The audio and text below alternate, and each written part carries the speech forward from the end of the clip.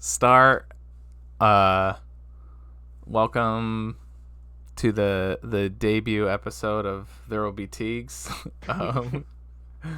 In lieu of an actual There Will Be Duds episode this week.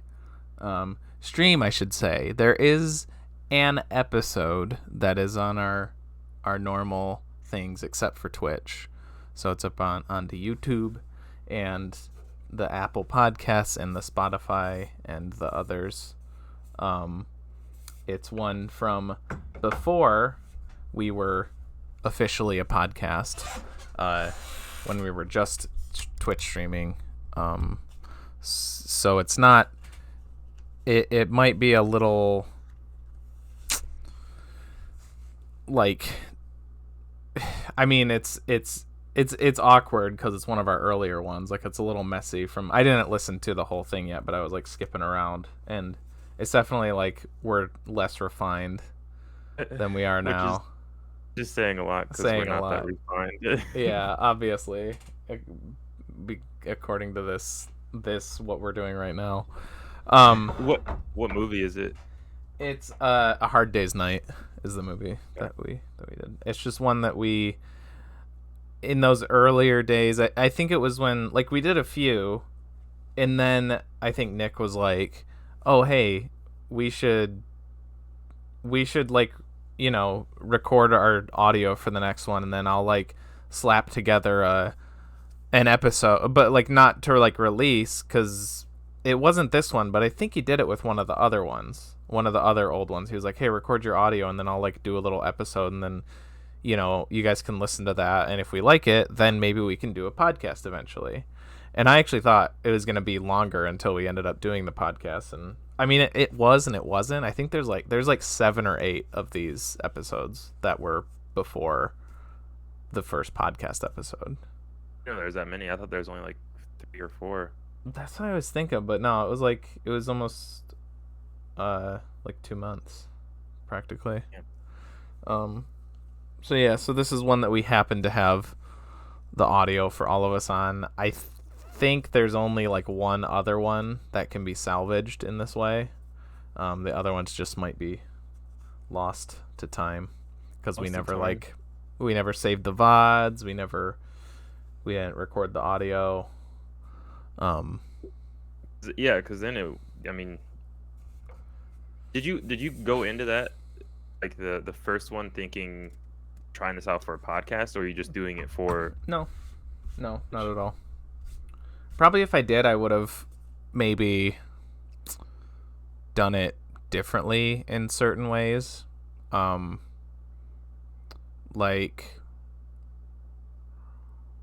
I don't know how to say it. I don't know. I would have, I mean, in that first one, like, in this first few, I should say, we don't even have like a name. We didn't do like a proper intro or anything. We're kind of like, hey guys, we're talking about movies now. Yeah. And it was basically the same format, I think, that we do now. Like, we had like the one movie that we talk about. I think we had like our scale from the first episode. I think like the same scale that we go off now. And then we had like our intros where people would talk about something, but I like how we do them more now, because I was like, that was mostly what I got through on this episode, is like our intros like 20 minutes. The intro segment on this episode is like 20 minutes, and it's basically like 2 halves, and one is just I talk about a movie for like 10 minutes, and then the second one is Nick talks about X-Files for like 10 minutes. Whereas now I kind of like our whatever, our posts or pre-movie chat, where it's more like, they're at least not as long typically. Like, each segment usually isn't quite as long, and hopefully they're a bit more conversational. But I remember some of those ones, especially not in this one, but there's another one where someone like brings in a movie and it's probably like 20 minutes and it's just them just like talking. I'm like, that's not great audio. Yeah, that's what I've always tried to, like, whenever I do bring up a movie, I try to either say it really fast, like all at once, and get it all out, Yeah. or just give myself pauses and breaks so someone else can intervene. Yeah. Um. Yeah. I try to do that um, with my intro ones, but it's. I mean, if nobody else has seen it, it's kind of hard to. And like I don't do that either, but like I try to, like, when others are doing something, if I haven't seen something, I'll still try my best to like input, like ask a question or some shit, but it is kind of hard if you're just like, I don't know what the fuck they're talking about.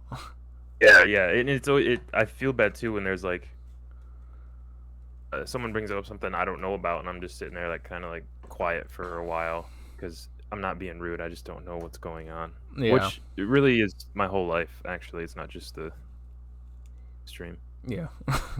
I guess this is the bonus ep. This isn't gonna be on any streaming platforms besides right now, right here, and then maybe Right. YouTube. Yeah, like I said, I might throw it up on YouTube later. So, but I won't be editing it or anything. I'll just that raw. It's whatever. We're doing it live. Yeah, pretty much. So in this one, we're just gonna talk about random shit mostly, and then we might play some games. Maybe, yeah, if we can get other people. Yeah, if we don't really have any friends, so yeah, pretty much. It's too bad you don't have like Phasmophobia, because that'd be a good one to play with you. how would I get that? Is it on Steam? Yeah, it's on Steam. Let me just do a quick Steam download real quick. Yeah. It's actually I was planning on downloading Steam anyways because Daniel bought a Demon Slayer video game. Oh. It's on sale on Steam right now, and I watched him play a little bit of it last night. It looks fucking awesome.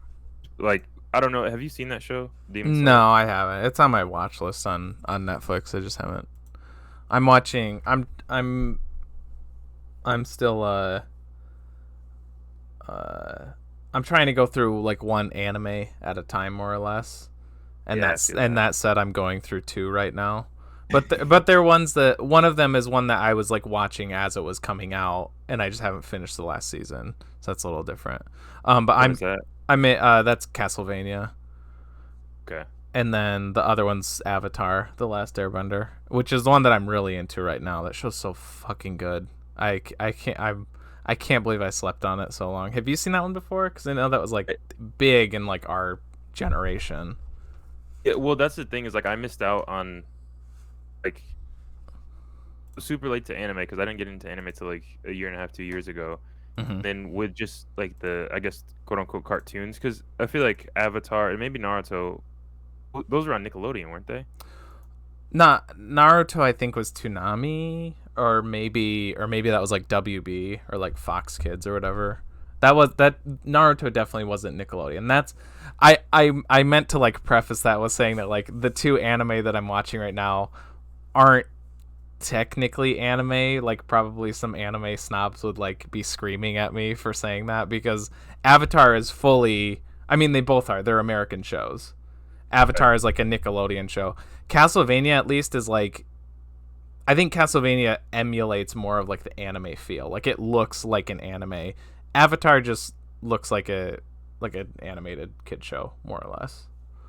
Yeah, that's, I was gonna say, because Castlevania is pretty popular right now. I feel like I've heard.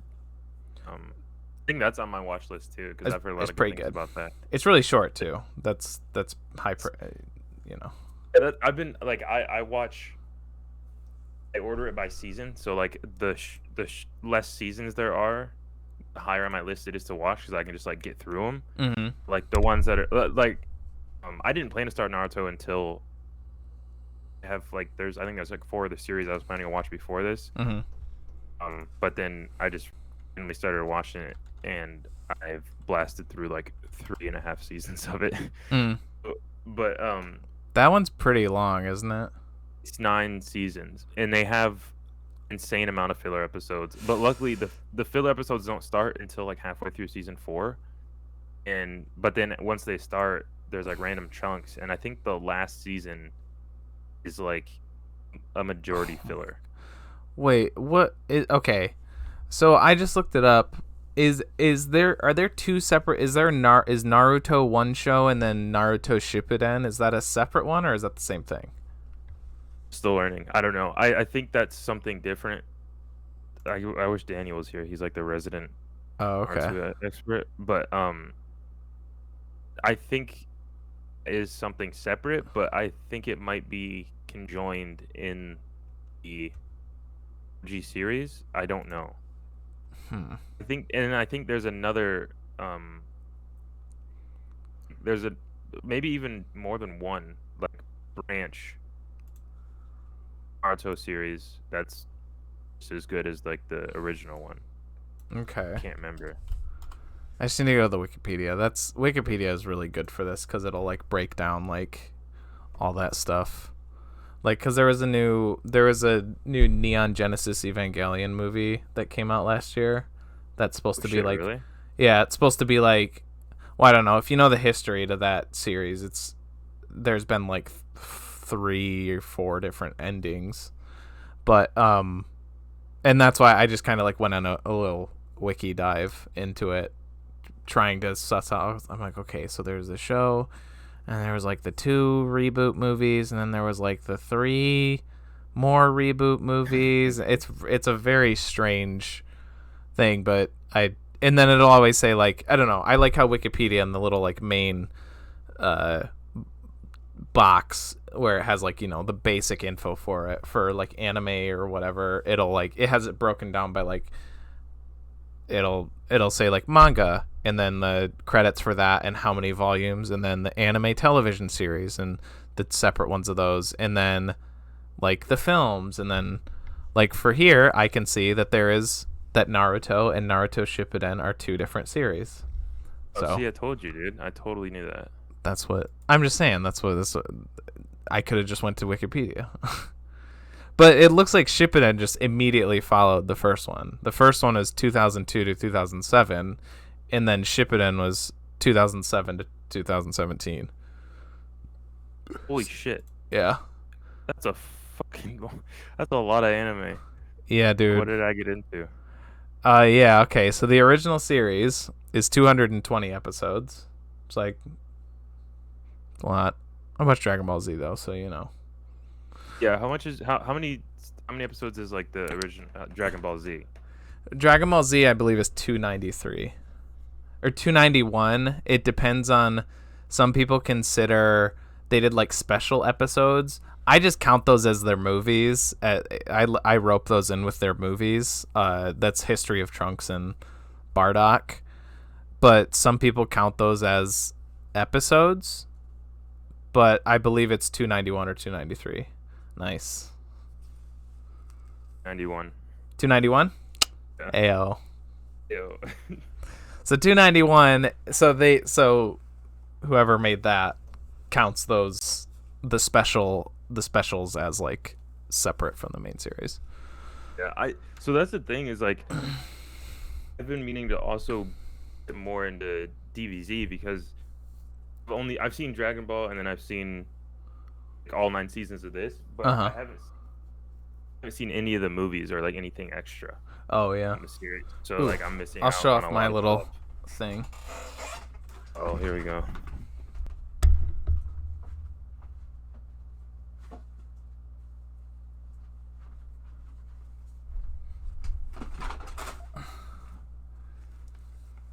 This is mine because I know I showed you I had some of these, but for Christmas I just got the last one, so I have all the movies for Dragon Ball and then all through Z too.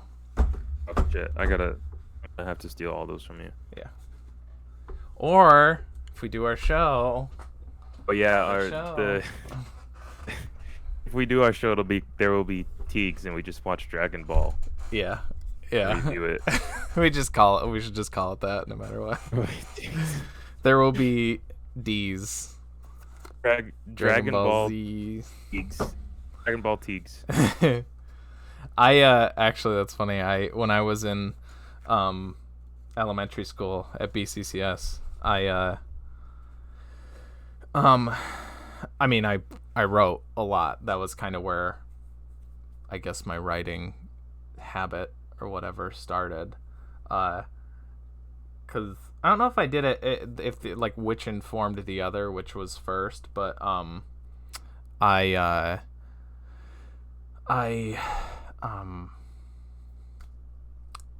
wrote short stories, and we always did like show and tell every Friday or whatever, and there's no way we did that through. I feel like that was just like a kindergarten and maybe like first grade thing, maybe second grade, where it was like a weekly thing where we did show and tell. There's no way that was like through all of elementary, but maybe. But I feel like I still did tell stories like later on. But anyways, that was my show and tell. Every week, I just wrote a story, and I would read the story for the class. And a series that I did, because I would do series. I had a few. I had like not many. I had like 2 or 3 series amongst like a lot of stories that I wrote. But one of them was I like they weren't very. I mean, I was a little kid, but I would basically just take things that I liked. Not always. Sometimes they were original stories, more or less. But then what I'm getting at is like I would take things that I liked, i.e. Dragon Ball Z, and I would just insert myself and my best friend, who's Tom. I would just insert us as characters, as like the main characters into the shows or whatever, or movies that I liked. And so I did a few of, I don't know how long it was, but I did a few stories that I called Dragon Ball T. That's what I was getting at. Shit. And I think we were both, me and my friend were both like Trunks's younger brothers. And this was before well, no, sorry, I'm thinking of Bra. He doesn't have a younger brother. Yeah. Or Burma or whatever. I don't know what she's called. Does Trunks have a younger brother, younger sister? He has a younger sister. Okay. I was just thinking, I was confusing myself because I was thinking of young Trunks who appears after older Trunks because of time travel, but I was thinking of him as the younger brother, but that's not right. But yeah, and it was more or less like the same plot as like basically like the Trunks arc. It was like the first story of mine was like when Trunks goes back in time, and then like me and Tom like fight the androids, and then we go back. It's basically like just. We're like, if you've ever seen Jumanji, we're just like the rhino that's at the end of the stampede. Yeah. It's like all the action happens, and then we're just behind, like, doing the same thing. That's terrible that you plagiarized, you completely ripped off a story, but then you didn't even make it worthwhile. You were just like, you told the story, and then you're like, and then me and Tom are here. Everything's done. No. I wouldn't tell the story. I would tell as much to give context for my classmates. But no, it was basically my story started off when he left. Boring as shit. Boring as shit? Boring as shit. I guess so, yeah. After everything's done, you're the cleanup crew. Is that what you guys were? Kind of, yeah. Yeah.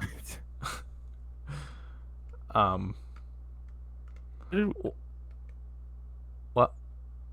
I was gonna say, we started talking about something? Oh yeah, we got off track. You were talking about Demon Slayer because I know you like that show, so I feel like you probably wanted to talk about that. Way off track. Well, it was just kind of like it was an anime spiral. It's true. That happens. That happens like watching the anime too. Speaking of anime spiral, I'm excited for the new anime Spiral that's supposed to come out this year. You know what I'm talking about? Uzumaki. Uzumaki. They're making a anime. I swear we talked about that. Yeah. Probably did. There's a. I think. Oh fuck! Corey told me about it too. Actually. Did he? Yeah. Here, I'm gonna. Oh, cool. My stream's gonna hear that for a second. The Liberty Mutual theme song. Liberty. Here, I'm gonna screen share this No, you know what? Okay, fuck it. No, talk about Demon Slayer first, and then I'm gonna screen share the. Oh, nice. Have you read it yet? I borrowed it from Dalton like months ago, and I haven't been able to sit down and read it yet. I'm honestly scared. Terrified. Yeah, I'm really scared. yeah. I have a couple of his short stories. If you ever wanted to borrow those too, I might have to dig those out. I'm not sure where they are though. Demon Slayer's cool. That's about it. Oh, okay. No, I'm kidding. No, the second season just started premiering because they're doing the same thing where they're dropping them on Hulu or Crunchyroll, wherever, every Sunday. Mm-hmm. And I think the first season came out in like 2020 or 2021, and in months, maybe like 4 months after the first season ended, they released a movie. And I went to see the movie with Daniel when it came out, and that movie was fucking amazing. And then started airing the second season in the beginning of December. What they did is they just split the movie up into episodes, and then Oh yeah, they'll do that a lot with. Yeah. I didn't mind it because I like the movie so much. I didn't mind watching the movie yeah. again in episodes, and they added a few more scenes too. There's this main character named Rengoku that's super impactful character in the movie, and it's super emotional. Mm-hmm. They just added more backstory to him to make his story arc even more emotional, which was great. I love crying by myself. Then the second season, I can't remember how many episodes that took up. Maybe like 7 or 8, I want to say. I don't know. That many. Anyways, the actual second season is like 4 episodes deep right now. They released it. I don't know. I didn't even know they had a Demon Slayer game until last night when Daniel told me he bought it. I don't know when they released it, but he just bought it and then started it up while I was over there, and I was watching him play it. And the sound, and then my favorite thing about the anime is the animation. The way they use the animation, they have, just like any other anime, they each have their own special power. In them, it's like how they their breathing forms for their sword skills. Mm-hmm. Like when they breathe, if they breathe a certain way, it's like character Tanjiro has a like water breathing technique. So he goes like water breathing, fifth form, and it's a certain type of like water spiral or tidal wave or something that like comes off of his blade, and the animation looks really cool. Mm-hmm. Then there's like lightning breathing, there's flame breathing, there's just all different types. And but when they go into their like special moves, it's like really cool animation, and the video game does that really well. It's just it's you know what, it's always fun to like play characters from TV shows or movies that you're really into. It's always fun to play those characters, especially when it's well done. Yeah. That game is like just running through the first season pretty much, so it's story based, but then like the fighting is kind of like it's your generic one-on-one thing. It's just a fighting game. Just a fighting game. And but the controls are really cool. It looks really smooth. They have like dialogue while you're fighting, so like the characters are like interacting and talking to each other. I know that happens in games a lot, but it felt like more, I guess, fluid in this game. Like it felt more natural. They react to something and say like a little monologue, but it looks like a cool game. Show's really cool. You need to watch that soon. Good job. Yeah, no, it's on there. There's just there's a lot of animes. 50 other ones. Yeah. More than that. I wanna, but I mean, definitely, I'm focused. I go for.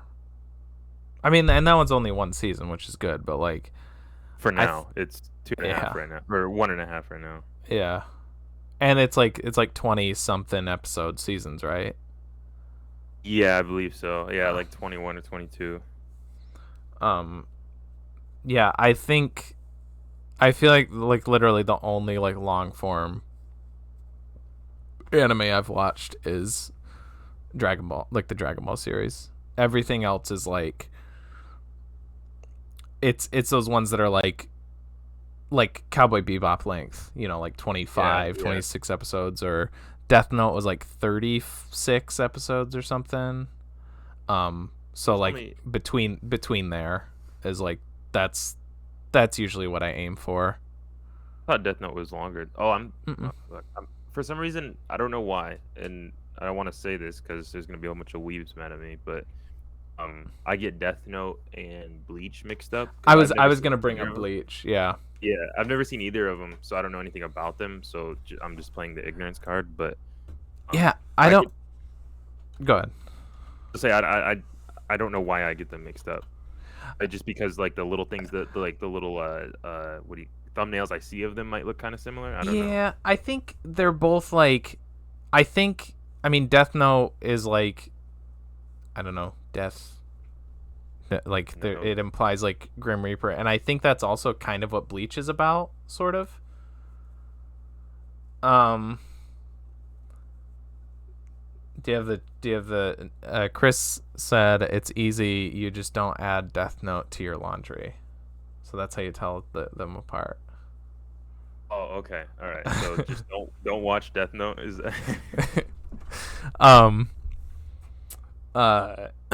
But I had the same thought, and actually after finishing Death Note, I like Bleach was like the first show that came to mind, because I think also because they came out like right at the same time. They do have like that kind of similar visual style. Death Note's a little bit more muted, a little bit more like realistically colored or whatever, and Bleach is a little bit more like stylized poppy colors, but yeah, I think like the way everything is drawn and animated, they are pretty similar looking. And then yeah, just the theme of like the main characters kind of being Grim Reaper-y stuff. I don't know, but I haven't seen Bleach yet. But yeah, I wanted to dive into Bleach after Death Note, but I looked it up and it's 366 episodes, so I'm like, okay, I'm probably just never gonna watch that show. Wait on that one. I also meant to follow up that Naruto Shippuden, if you are going to follow up the regular one with that one is 500 episodes. What? Like the 500. It's not including 200. Not including the 220 of the one that you're on. Oh, okay, I had no idea it was. Oh fuck! I knew it was a good amount, but close to 800 episodes, like in total. That's insane. Yeah. That's why I'm gonna do it though. I'm gonna do it. Yeah. I have to do it. Well, that's the thing is because I am like such a completionist that like that's why I'm scared to start those, because I know I have to finish them. I'm like, okay, cool. So I that's the one show I'm watching for the next 10 years. Yeah. I'm gonna have my first child watching this show. It's like the that's exactly why I don't start the longer ones, because I'm the same way when it comes to anime. I have a hard time watching more than one at once. And like if I start one and it's longer, it's like 9 seasons, like what I'm doing now, it's all the anime I'm going to be watching for the next few months. And I miss out on a lot of their, and not just animes but real life. I'm so deep into it. Well, yeah, right. And I just try to I watch movies too. Like I would still say the bulk of like my viewing is just me trying to catch up on movies that I want to watch. Like as great as like some animes are, like I think that, you know, that's I watch movies the most because that is where I get that's what I find most enjoyable. I don't know. No, I mean there's a lot of shit movies though too. I don't know. It's hard to really compare the two, but like it's also better when, you know, it's a lot easier to, instead of being like, oh, this TV series is supposed to be really good, it's 300 episodes. Or I can be like, oh, this movie is supposed to be really good, it's 2 hours long. Like, yeah, exactly. Yeah. I guess that's what I'm saying. Oh yeah, it's a lot easier to just be like, I'll watch the movie instead of starting that show. Yeah. And then with the that's why anime is so addictive and like such a weird what do you call it? Like universe to be in because you have so many fucking episodes with these characters. You like to know them so well and like all this character development that goes into them. Mm-hmm. It's like yeah, movies do a really good job of make you connect with a character in a short amount of time. Then animes you have like with Naruto almost it was like 15 years worth of character development get to know that character so that's why it's Yeah. like such a strong fan base when there is that fan base. Yeah. Yeah. Yeah, I always get wary about those, like, a lot of those longer ones, though, like, because I know a lot of them suffered the same thing that Dragon Ball Z suffered, where it's like, uh, I don't know how long the Naruto manga is, but I know, like, One Piece is notorious for that. Like, its manga's, like, super, super long. And it's just because it was such a hit, the publishing companies are just like, no, make more, bitch. You got to make more. And like that happened to Toriyama a bit with Dragon Ball Z because he wanted to end it after Cell, but at least it wasn't like too crazy long after that. Right. I guess relatively to certain shows. Um, and again, I really enjoy the Majin Buu saga for what it is, but it does hurt the impact or it impacts the story of Right. everything before it and like especially of the Cell games. Yeah. If you're just like it's the same thing with you apply that to I don't know if I mean there is in those original ones, but like adding the new Star Wars trilogy after post episode 6. That's always been my issue with it. Like even before we entered this stage of Star Wars fatigue that everybody has and everything, and like nobody is like as excited for them. But before The Force Awakens came out, it was like, oh fuck, they're bringing back Star Wars. This is insane. And even then, I was like, I'm excited, but I don't think that they should have made more movies because Right, yeah. it just the first 6 movies tell a complete story, and then it's done, and then they're like, wait a second, Yeah, we you want to wanted make more more, money. so we're gonna give you a good OD of fucking Star Wars. Take it all down your throat. If you would have told me like 6 years ago that there would be a Boba Fett TV show, yeah, I would have lost my fucking mind. yeah. Then now I'm just kind of like, I'll watch it eventually. Yeah, I don't even know if I'm at that. I'm like, I don't know if I have zero interest in watching that. But I agree. Yeah. It's like, If it yeah, was like, back but then, yeah.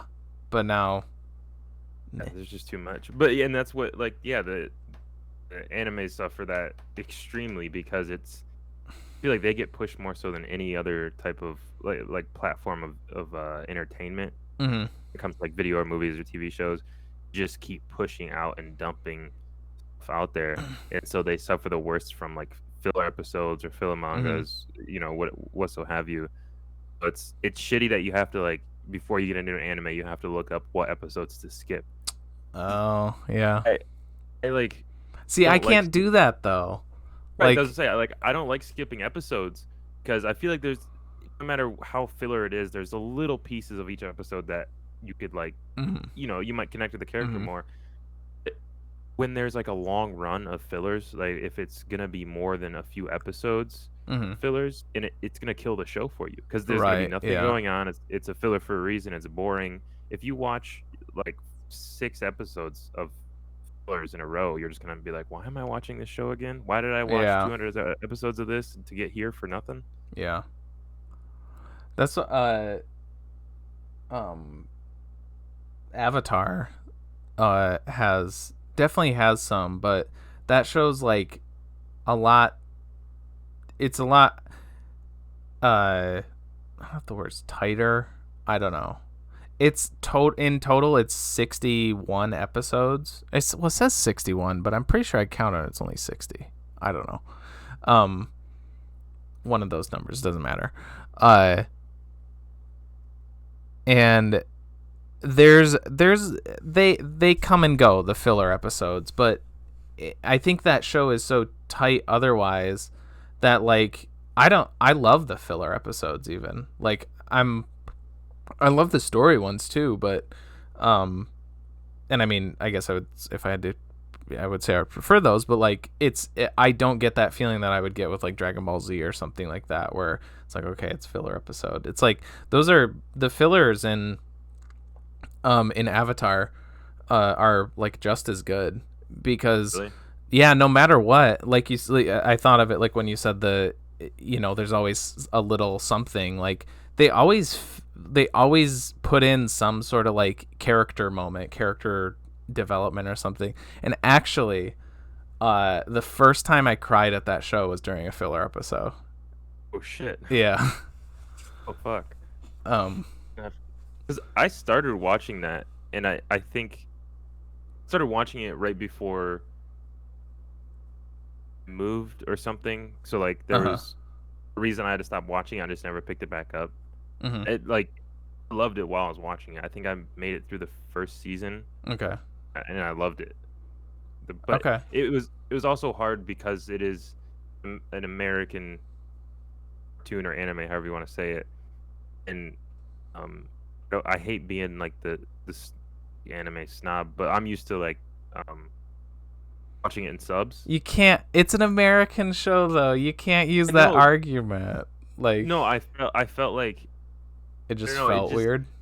It felt weird, yeah. It felt like I was watching it wrong. Like I felt like I was like, oh, I should, even though like I have nothing against subs.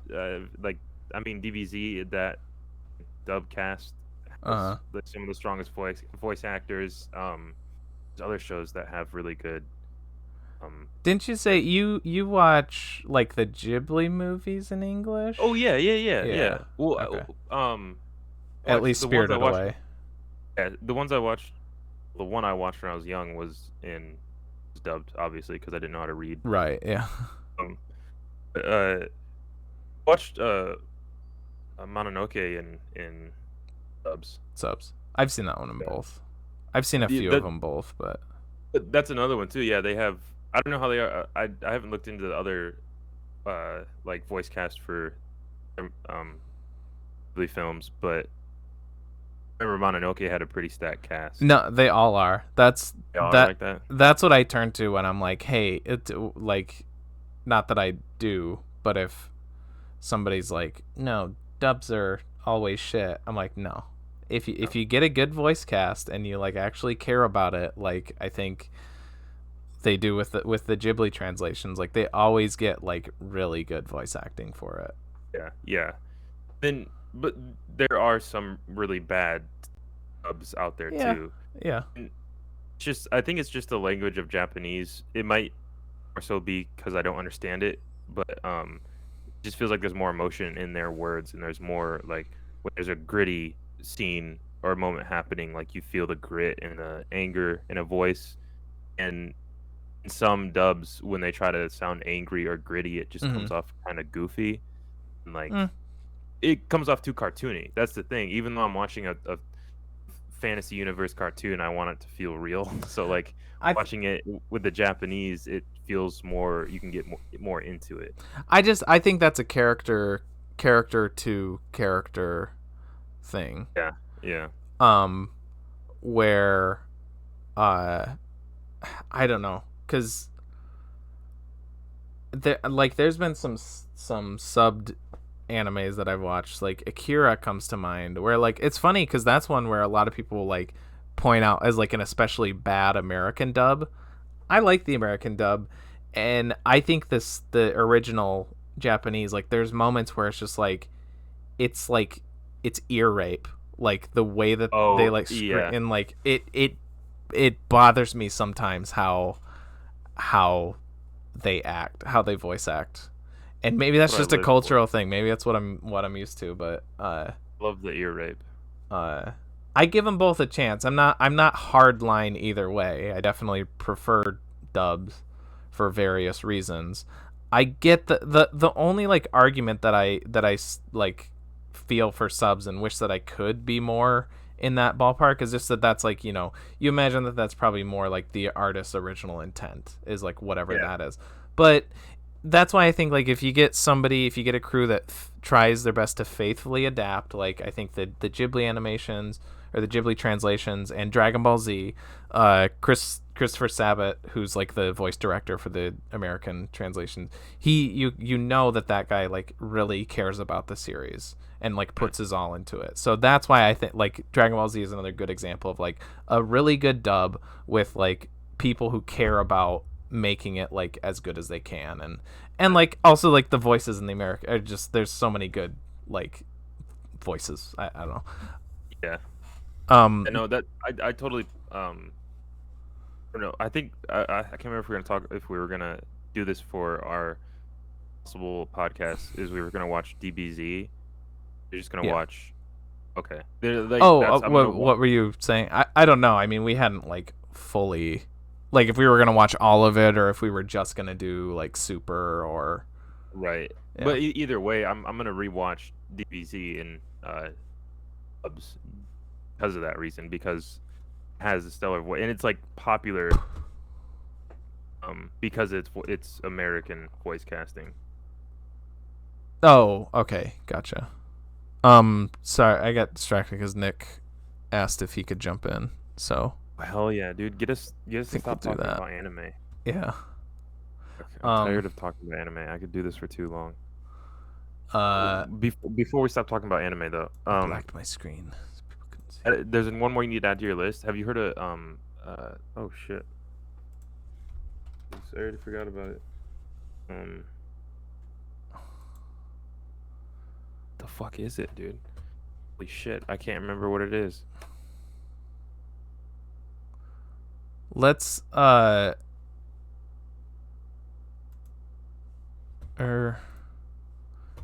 no, we can if you wanna figure it out. I guess while you're looking that up for the stream, I'm gonna pull up the, I don't know if I can technically do this. Fire Force. What? Fire Force. You need to watch Fire Force. Fire Force. Okay, I just heard Force. It's only one season, but you can watch it with like headphones in because the sound effects they put on some of the special moves in there is fucking ridiculous. And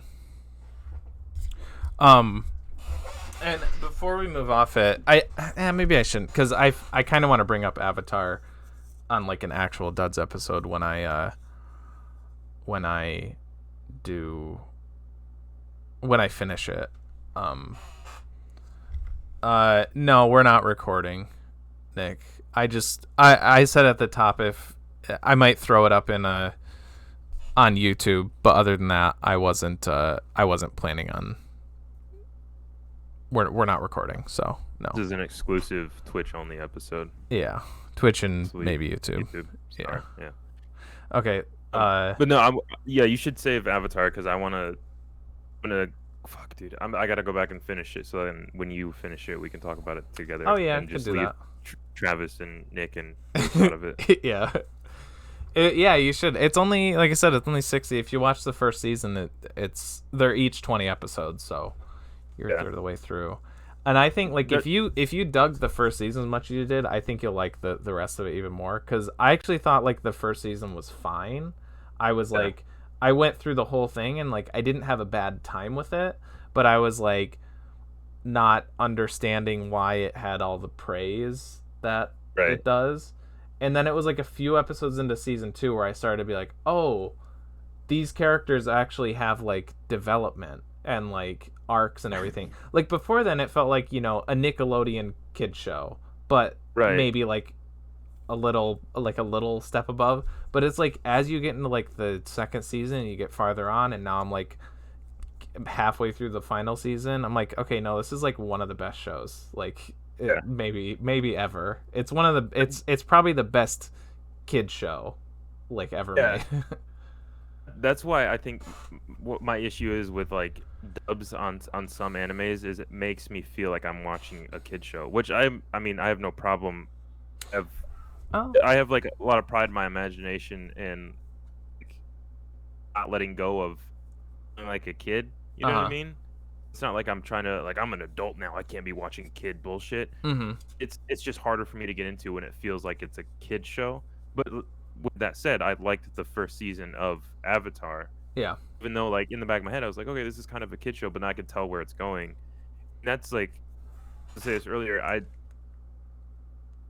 thankful for the way that I started out watching. My first like anime experience. I think I was out with one of my buddies, and he just started playing like random clips from some of his favorite animes, and I was like, okay, yeah, this is cool. I was like, but where should I start? Because I feel like I can't just jump into something. And I think we've talked about this before, where it's like Ghibli films are like a great start for people trying to get into anime. Mm-hmm. But, um, I just started watching Dragon Ball. That was like my first. Oh, was it I didn't. really? Yeah, I didn't yeah. know that No, was I your didn't. first. Yeah, I didn't watch. Like I watched when I was with him with that same friend. I watched like a handful of episodes of Tokyo Ghoul and then Oh, okay. Sword Art I've heard that Online. one. Okay. I didn't finish Tokyo Ghoul. I ended up finishing Sword Art Online. At, the first like not just one season, but however many seasons. This anime I watched in full was Dragon Ball, Mm. and I think I'm thankful for that because it gave me the um of this is where the character starts. Just hold on tight because there's Yeah. going to be a lot Yeah. of character development, a lot of things happening. So now with any anime that I watch, and I'm kind of like, where is this going? I always am okay with not giving up and just being like, all right, there's something's gonna happen with this. So Yeah. Yeah, I don't think I have been ever really let down by an anime series, but also I'm very picky with them. So like right, I'm usually like, okay, I'm pretty sure I'm gonna enjoy this if I start it. If I was right. like watching every other one, like I don't think I could do that because I would probably get burned by too many like subpar series. There's so many out there. I saw some. I don't know how accurate it was. I saw some stat that like their anime started in like the D's, I think it was the D's? early anime, the All I heard was D's. But nuts, early '80s, D's nuts. Uh, oh, like modern anime like as it is now or yeah, like mean okay. yeah, Yeah. but like yeah, started in like the '80s, whatever the stat was. It said like it was something like 80%, maybe 90% of anime since the '80s has come out in like the last 5 to 10 years. Yeah, that I doesn't think. surprise me. So it's Yeah. like in the last like 5 years ish, anime has like Yeah. That is what it's like cuz like I feel like I can list like all of everything pre like 2007 or something is like all of the ones that I hear about that like okay, I've either seen or are on my list of like animes to watch. That's like half as long as like everything since. right, yeah, and it's like overflowed. If you get on Crunchyroll and you just look through all the anime series that they have available, it's an insane amount. You've never heard or seen of any of them. But there's Yeah. just so many and I'm sure there's some actual like really good gems in there somewhere. Mhm. It's like you said, you don't want to take that risk of getting burnt out on it Yeah. because there's already so much good shit to watch. You don't need to dig for anything good. You don't need to go underground to get good shit. Like everything that's Yeah. good is in front of you. Exactly. Like you know the big ones, so like you don't which Yeah, sucks cuz yeah, like you said there are probably some hidden gems, but there's so many that are not hidden gems uh that are found gems. I don't know. Ones yeah, that people know about that it's like, yeah, why take the risk? right. Like unless you're somebody who's like I'm Like sure that's there's all a you watch like right. It's like yeah. you day in day out anime every time you get like a break at work or Which there are people like that. yeah. And I mean, there's nothing wrong with it, but No. I don't want to get there because I don't want to have to dig for good anime. I like that it's Yeah. all just right in front of me. Mhm. Another thing I was gonna say is when I was saying I need to finish Avatar, I like almost immediately took it back because in the depths of Naruto, and then also two of my favorite animes are airing their new season. Like Demon Slayer is airing right now every Sunday, and starting this Sunday, the 9th, okay. Attack on Titan is releasing the second half of their last season. Okay. I've heard like, that's been dragging ass lately, or that it's like been like not as good. Attack on Titan? Yeah. Do you think it's still good? I mean, well, dropped the 4th season in 2 parts. The first part came out like 9 or 10 months ago. Uh-huh. And the second part is about to drop Sunday. But I mean, 3.5 seasons that are out right now, I fucking love every single episode. Okay. Yeah, so I don't know who you've been talking to says is dragging ass, but I'll dragon ass my balls on my face. Nice. Yeah, I mean, I'm probably gonna finish Avatar pretty soon, but I can wait until you're done. Then we can just. I think I'd rather do that. I've done that before, where like I think that's what I should have done with Metroid Dread. Is just I should have waited until like one of the others had finished it, so I had somebody to talk to about it. So it wasn't just me like just talking about so for fucking 30 hours. I'm cool with holding off on it until you're done, because yeah, I think it'd be cool. That's the thing, is like, I guess I can watch one anime at a time, but it's hard, especially with like Naruto and Avatar. I can see myself easily getting the characters mixed up if I'm watching them at the same. Like I did that. I was watching when I first started watching Demon Slayer. I was also watching Jujutsu Kaisen or Kaisen, which is also a really good show. I have, at least in my head, artwork is somewhat similar, a little bit. Characters, it's kind of like. Oh, you think that Naruto and Avatar kind of look similar? They look alike, style. similar, okay. And then they also kind of have like the same, like you can control water or fire or earth, and like in Jujutsu Kaisen, they were using Nardwar. Yeah. Nick said Nardwar in the, what that is, right? Yeah. Avatar Nardwar. Yeah. They were like in Jujutsu Kaisen, they use like magic, I guess. I can't remember I haven't seen it in so long. I feel so bad because I love these animes so much, but I have shit memory, so I can't remember character names. I can't pronounce shit right, and I can't remember the name of like what they use. So I just make it seem like I'm just some fucking idiot and blemish on the name of this anime. Anyways, use like magic to take down demons, and like they're in an academy, and they're just like going through school, and it's like with Demon Slayer. They were kind of in training, and they're going through trials, and sorry, it's a Tommy with a 03. Yeah. But no, it's like, so I'll get them mixed up in my head. Long story short, I'm gonna torture myself and watch all of Naruto. Animes I want. Yeah, all of Naruto and all of Avatar. Okay, you want to same time? You want to switch over to the dudes now? Sorry for the delay. We just didn't want to hop into a voice chat and then have you sit here while we continue talking about anime for like 15 minutes. Oh no, you're good. You're good. I was gonna I'll just send you the I'll link you that trailer for Uzumaki Daegan. There's not much to it, but it's really cool. Cuz it's like the Junji Ito thing? Yeah. He hasn't seen the trailer for it yet. You knew that they're doing an anime on that? I have that book, but I haven't read it yet. But I bought it because it has that short story at the end, the fault, of Amigara, the enigma of Amigara fault. Yeah. This one? Yeah, I have that one. Yeah. Does that one have that short story at the end, Daegan? Because you should That's that was my introduction to Junji Ito, was that short story. I'll send you, if you haven't seen it, I'll send you the link to that trailer to watch too later, because it's just like a few random images, but like just the animation, it sure looks like a Junji Ito manga, and that is he has good a very enough. Distinctive style. Yeah. And the motion, the way that like people move in it too is like, ooh, this is gonna be spooky. This is gonna be like, it's gonna be disturbing, which is good.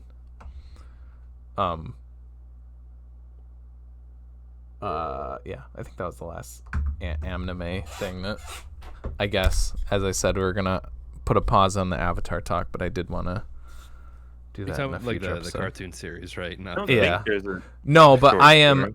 am 1,000% going to watch the M. Night Shyamalan movie when I'm done with the series. Have you never seen it before? No.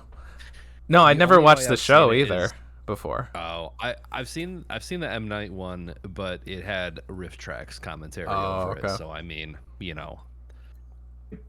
I'm pretty sure it's on Netflix because Netflix has the TV show, so they're like, yeah, just all the Avatar stuff, right? Probably because they're doing the new live action show too, which right. I'm not excited for, especially I wonder after if, Cowboy like- Bebop. I wonder if Netflix does that, like once you finish watching the last episode of Avatar, I- it does the like autoplay to go into next, and it's the live adaptation. I hope so, because I'll be ready. Be ready. The last, M. Night did the live action movie. Oh, yeah. I didn't know that. oh yeah, that was in Isn't it his. trash? Oh yeah, no, it is. It's considered like one of the worst movies ever. I think it's got a very it's in the Duds Cup, just so you know. So that's so you know the status of it.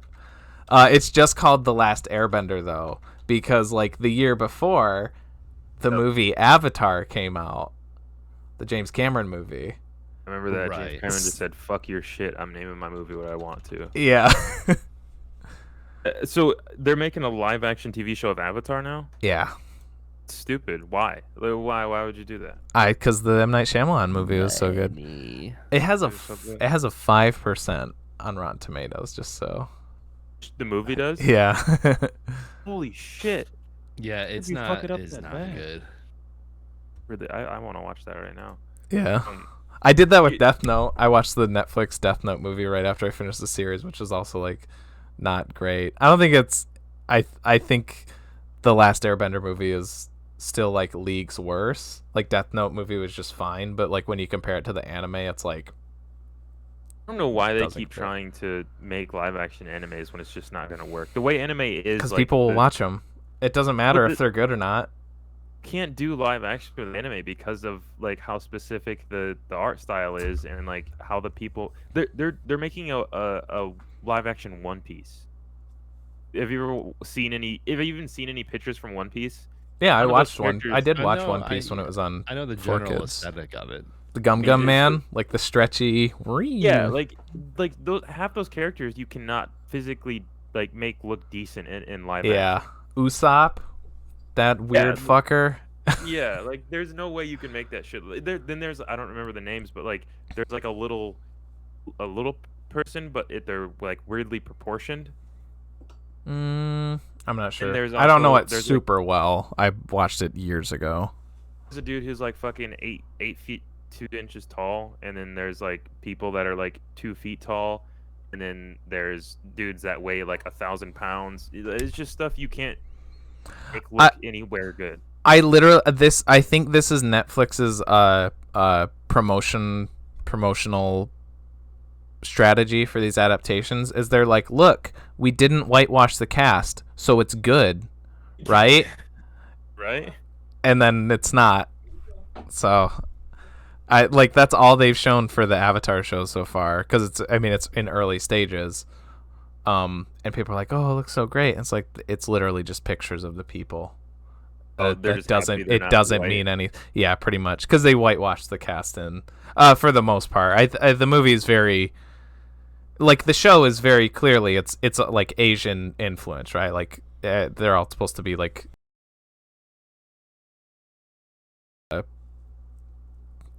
people. It's its own world. It's not set on Earth. But I froze, didn't I? This executives got him. No. Oh, there we go. Yeah, I know. So I froze. You're talking too much shit about Avatar right They sent out their assassins. now. Okay, I don't know where I cut off, but I was just saying that And like now we the can hear him. We We can't Really? hear him. They cut his fucking microphone, dude. Big- Netflix execs really got to him. okay. Oh, no. The Netflix Hello? executives There we go. Took their big long like showtime at the Apollo cane and pulled him off stage. No, we can hear you now. Okay. Are Okay. you sure you want to continue what you were saying? Because Netflix execs might come after you. I don't know where it cut me off. I was just saying that, like, yeah, the live action movie as it is like a very weird, like, they sort of whitewashed like the cast, and then they like didn't. I don't know. Like the Fire Nation are all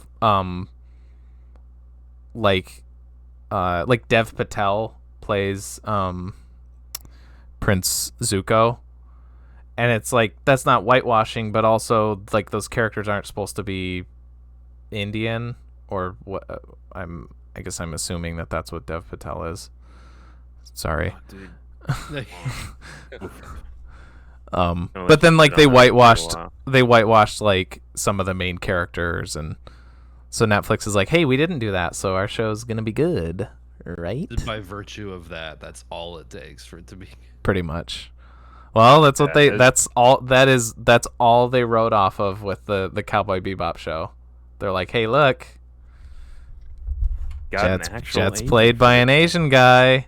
Yeah. And me being like, is he even supposed to be Asian in the show? Like, he's from Mars. He's not from Earth. Like, the thing about anime is like they kind of keep it pretty ambiguous when it comes to race. I feel like in most animes, you can't distinctly tell if they're like, his name is Spike Spiegel, too. If we want to get like, oh man, how many careers did the last Airbender kill? I do have the movie poster from the Hastings 4 for Boys vs. Aliens. Okay. I remember seeing that. I saw that with my family when it came out in theaters. I remember it being, it's a Jon Favreau movie. Yeah, that's right. Yeah, that one was fine. I think I remember liking that.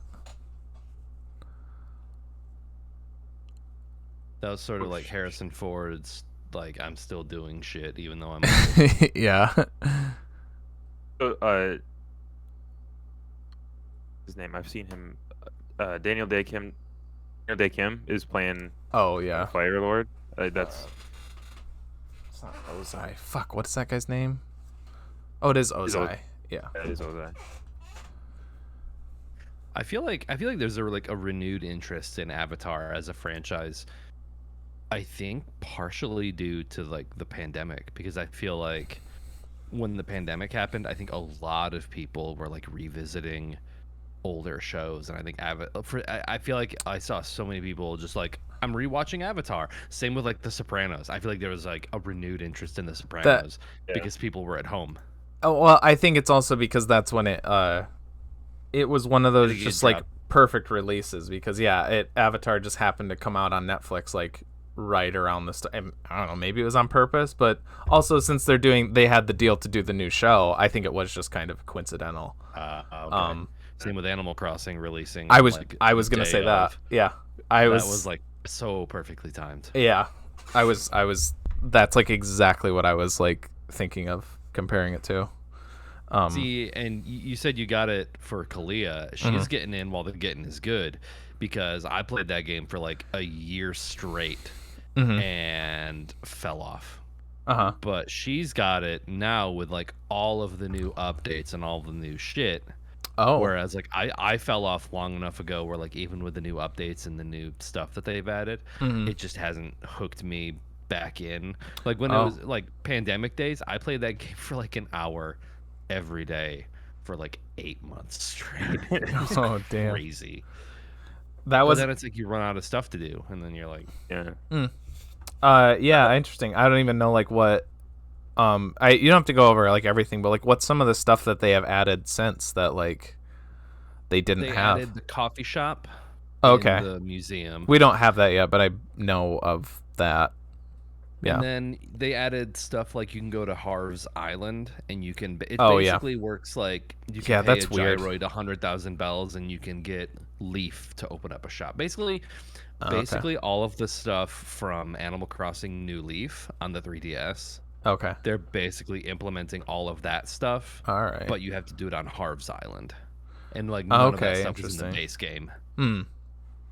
The Yeah. other thing that I wasn't a fan of was the fact that like you couldn't upgrade the Nook store. It was just like Timmy and Tommy's because in the original Animal Crossing you could upgrade it all the way to like Nook's Emporium, and it's like 3 levels. Oh yeah, But that's right. Yeah. In New Horizons, like the shop stays as is. Like you can't like, Oh oh, really? you spent enough money at the shop, now you can upgrade to a bigger building. Upgrade to a bigger building. They don't have that, which was Oh, interesting. Yeah, I guess I was kind of waiting for that to happen, but yeah. Plus, we Yeah. just got the expansion pack thing, so now we got the free DLC for that, which will be cool. I showed Kalia the trailer for that.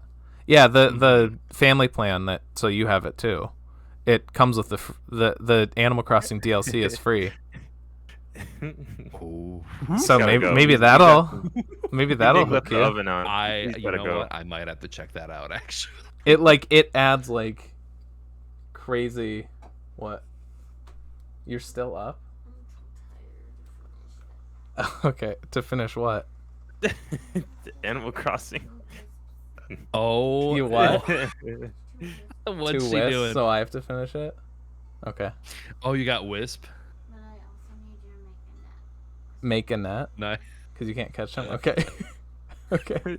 I thought you fell asleep and just forgot to message me. Holy shit. She usually goes to sleep at like 7 o'clock.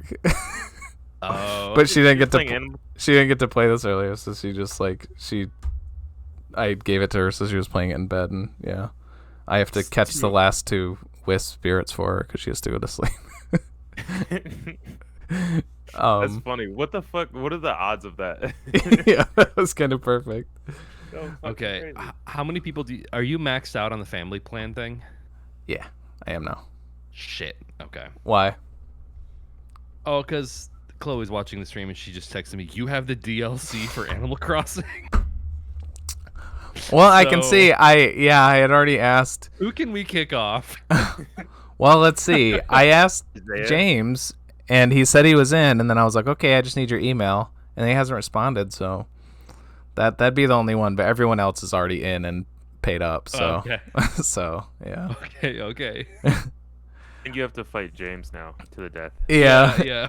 yeah. There can only be one. But yeah, I showed her the trailer for that the other day, and she was like, "Yes, get that," because it's like it just adds like a crazy amount of customizability to the shit. And Yeah. she's all about like, she gets like apps for her phone that is literally just interior designing, and it's like Yeah. that's like all it is, and she's really good. Yeah. Like so far, I have like, our houses aren't we only have like 2 rooms in our houses, and mine just has like a few sparse things spread around, and she has like fully like hers are awesome. Uh-huh. Like for being a newbie into like Animal Crossing, her house is like really cool. Oh, okay. So, what exactly is Animal Crossing, and why is it so addictive? It's a life sim game. I don't, if you've ever played like on one that Sim? sort of, yeah, It's kind of. sorta. But better.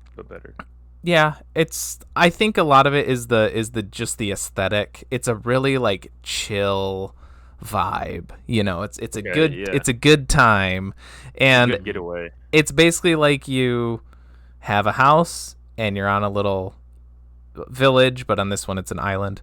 But same idea, and you have neighbors that are all animals, and you just you talk to them, and you know, you give them gifts, and then maybe they'll give you gifts, and then there's also a raccoon that you have to pay off because he's the one that works on your house, so you owe him money all the time, so you have to pay off your house loan. And then also there's stores, and you just buy stuff. You buy furniture and other knickknacks to make your house look nice, and you make friends with all the animals. You can go fishing.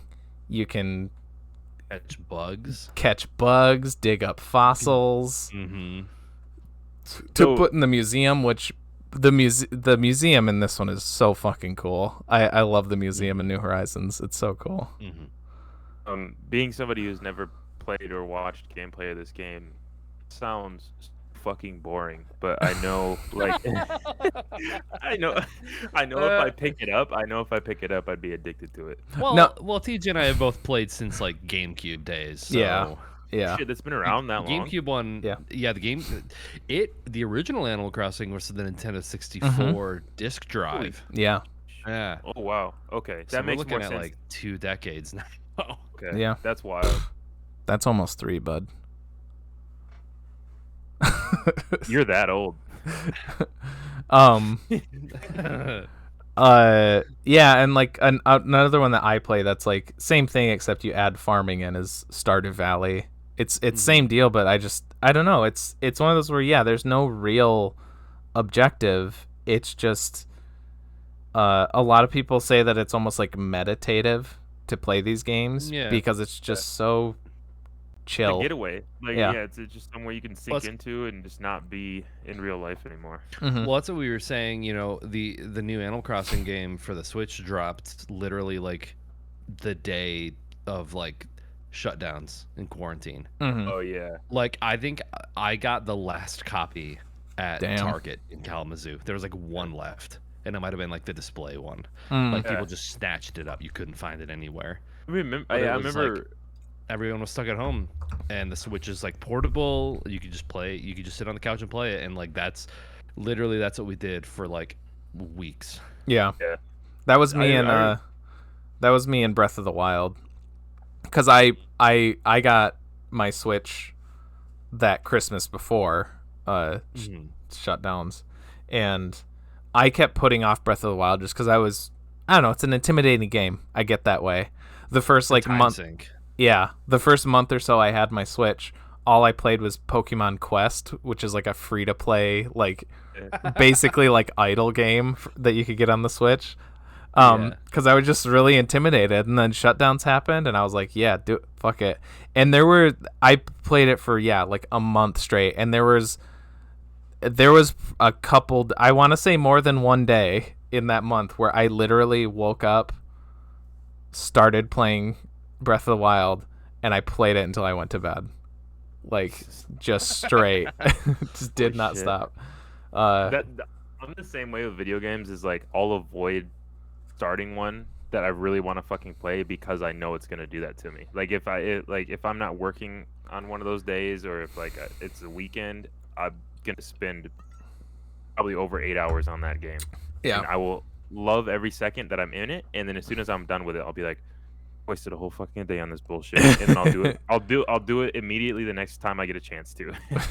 That's why I haven't started Dread yet, because I know with Metroid games I need to like play it consistently because if I play it for like 2 days and then I put it off for like a week, the second I pick it up again, I'm gonna be like, I don't know what any of this shit is. You're gonna suck.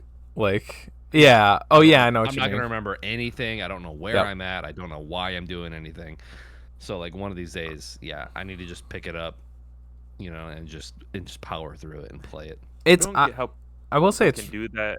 Oh, where go they ahead. play multiple games at once, where they can on one platform, like on a PS4, like you can pick up Assassin's Creed and then play that for a few hours, and then in the same day switch over to like I don't know, like Cyberpunk, and play that for a few hours. Yeah. I really like, have to like you.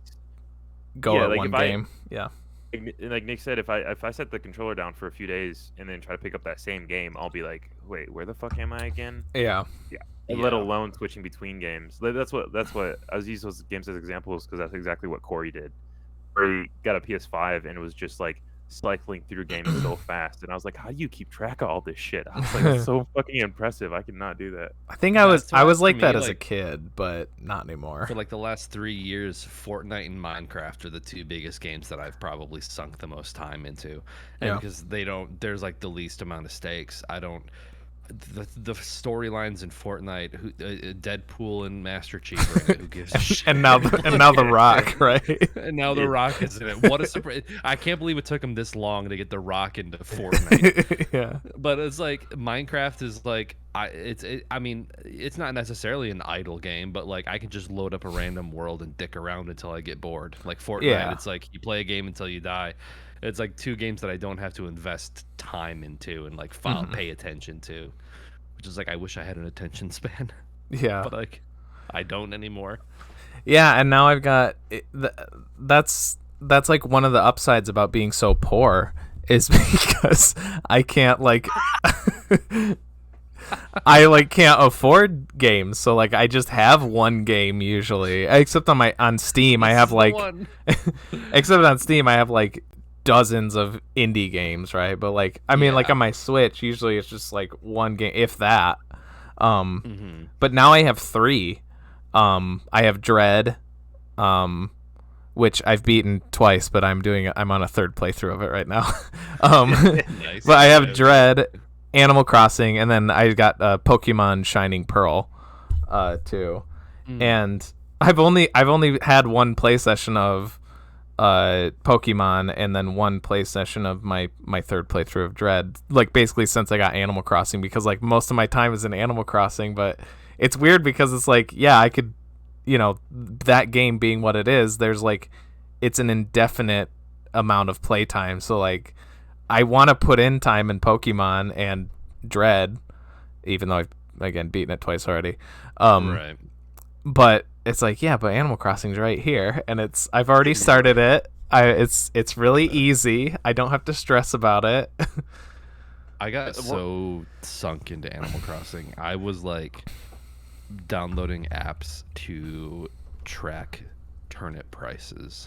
I was telling Kalia about that people would like, I know on Reddit there was like threads where people would be like, hey, I was in those. Yeah. Timmy and Tommy are buying for 400, and it's like, okay, what's your friend code? Let's do this shit. I got some turnips I gotta sell. Just the black market of Animal Crossing. Yeah, for Here, real, it was. I can check right here. Nick has played Animal Crossing New Horizons for 275 hours or more. That sounds about right.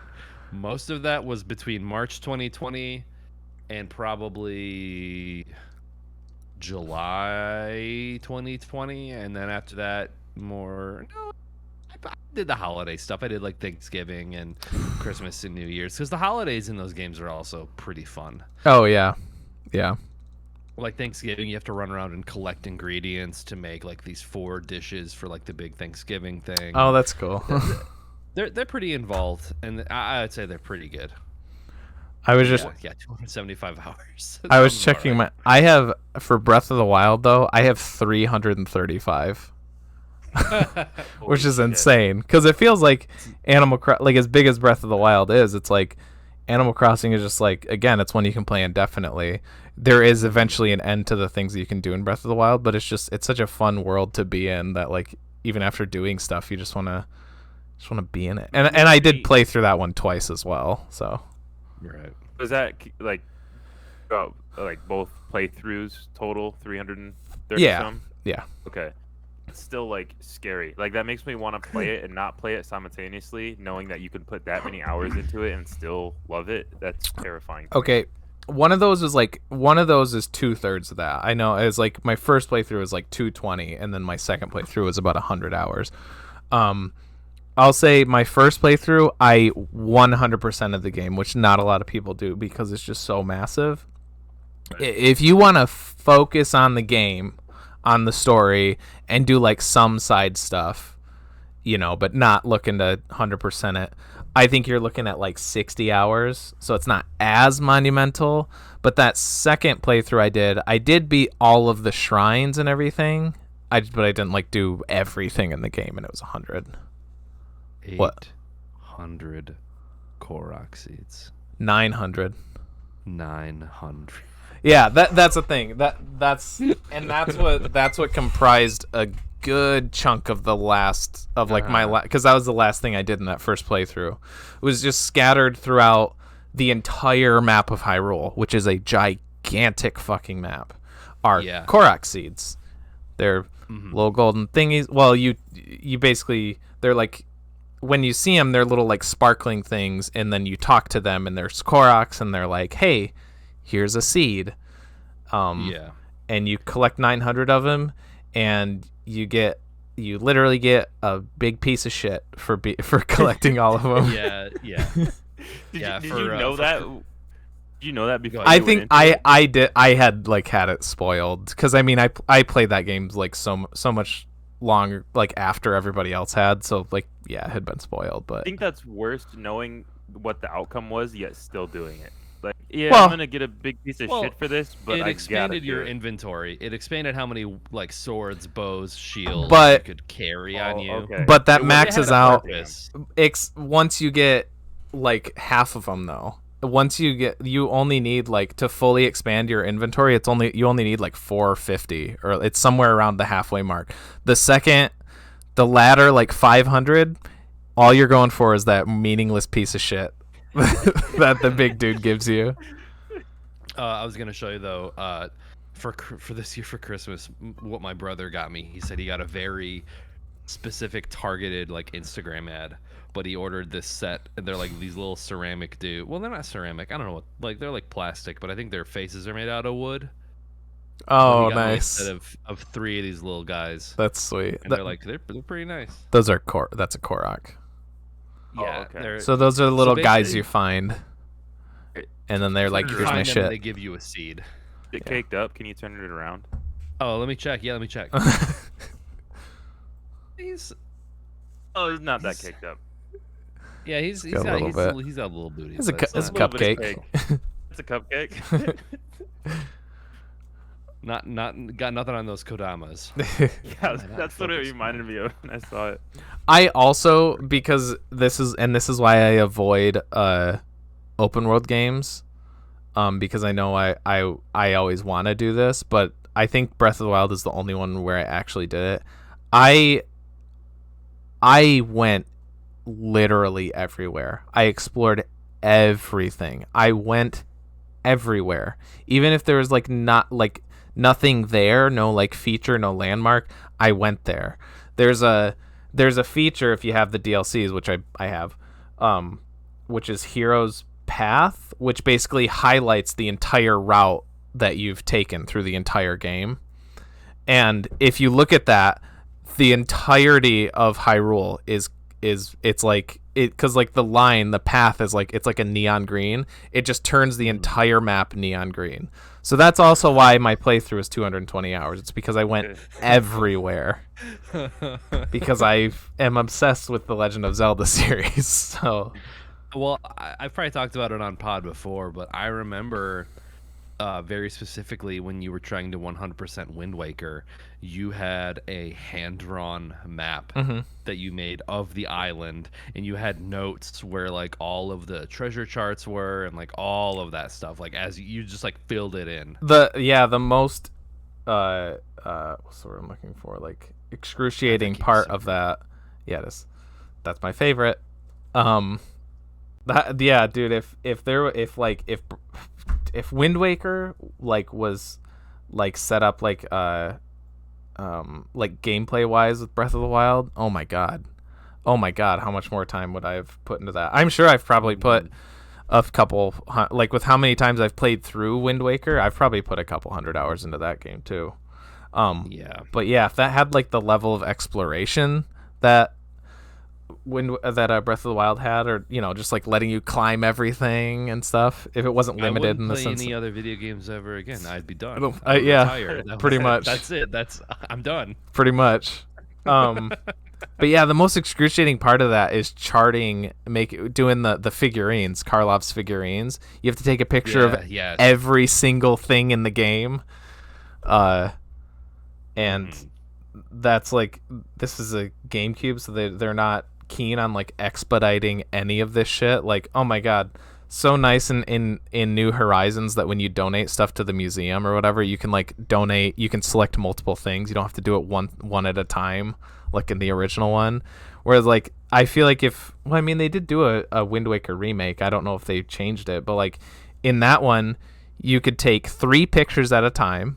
So basically you'd take 3 pictures and then you'd bring one to Karlov, and then you'd be like, hey, turn this into a figurine. And then he's like, okay, wait like 3 days. And then you stand outside and you play the Song of Passing like 6 times. And then you're like, okay, that's one figurine, and then you'd give him another one, and then you'd play the song 6 more times, then you'd give him another one, and then you'd play it 6 more times, and you're real. like, okay, now I gotta go fucking sail again and find 3 more pictures to take. And then do it over again. I think they improved that for the, because I have the HD remaster. I never beat it. I got pretty far in it, but I never actually did beat the HD remaster. I think the pictograph functions the same, so I think you only really get 3 photos. Yeah, that's brutal. Yeah, there's some shit that like I don't need to like do again. But like I had it set in my mind that like every single Zelda game, I 100% it. I have to 100% it. It's a rule. It's a self-imposed rule. And now that I've done it, I never have to find all the Korok seeds again, and I never have to do Karlov's figurines again. As nice as it is to actually have those rooms filled up, it's not worth it. You essentially get the same prize, which is a giant turd. Yeah. No, that one was cool because your prize for that one is. Because the one thing you can't take a picture of in Wind Waker is Link. So for getting all the other figurines, you get a figurine of Link as the final one. And they always have little tidbits about all the characters. And the tidbit about Link is that he's left-handed. And I always liked that was the tidbit that you got. Cool.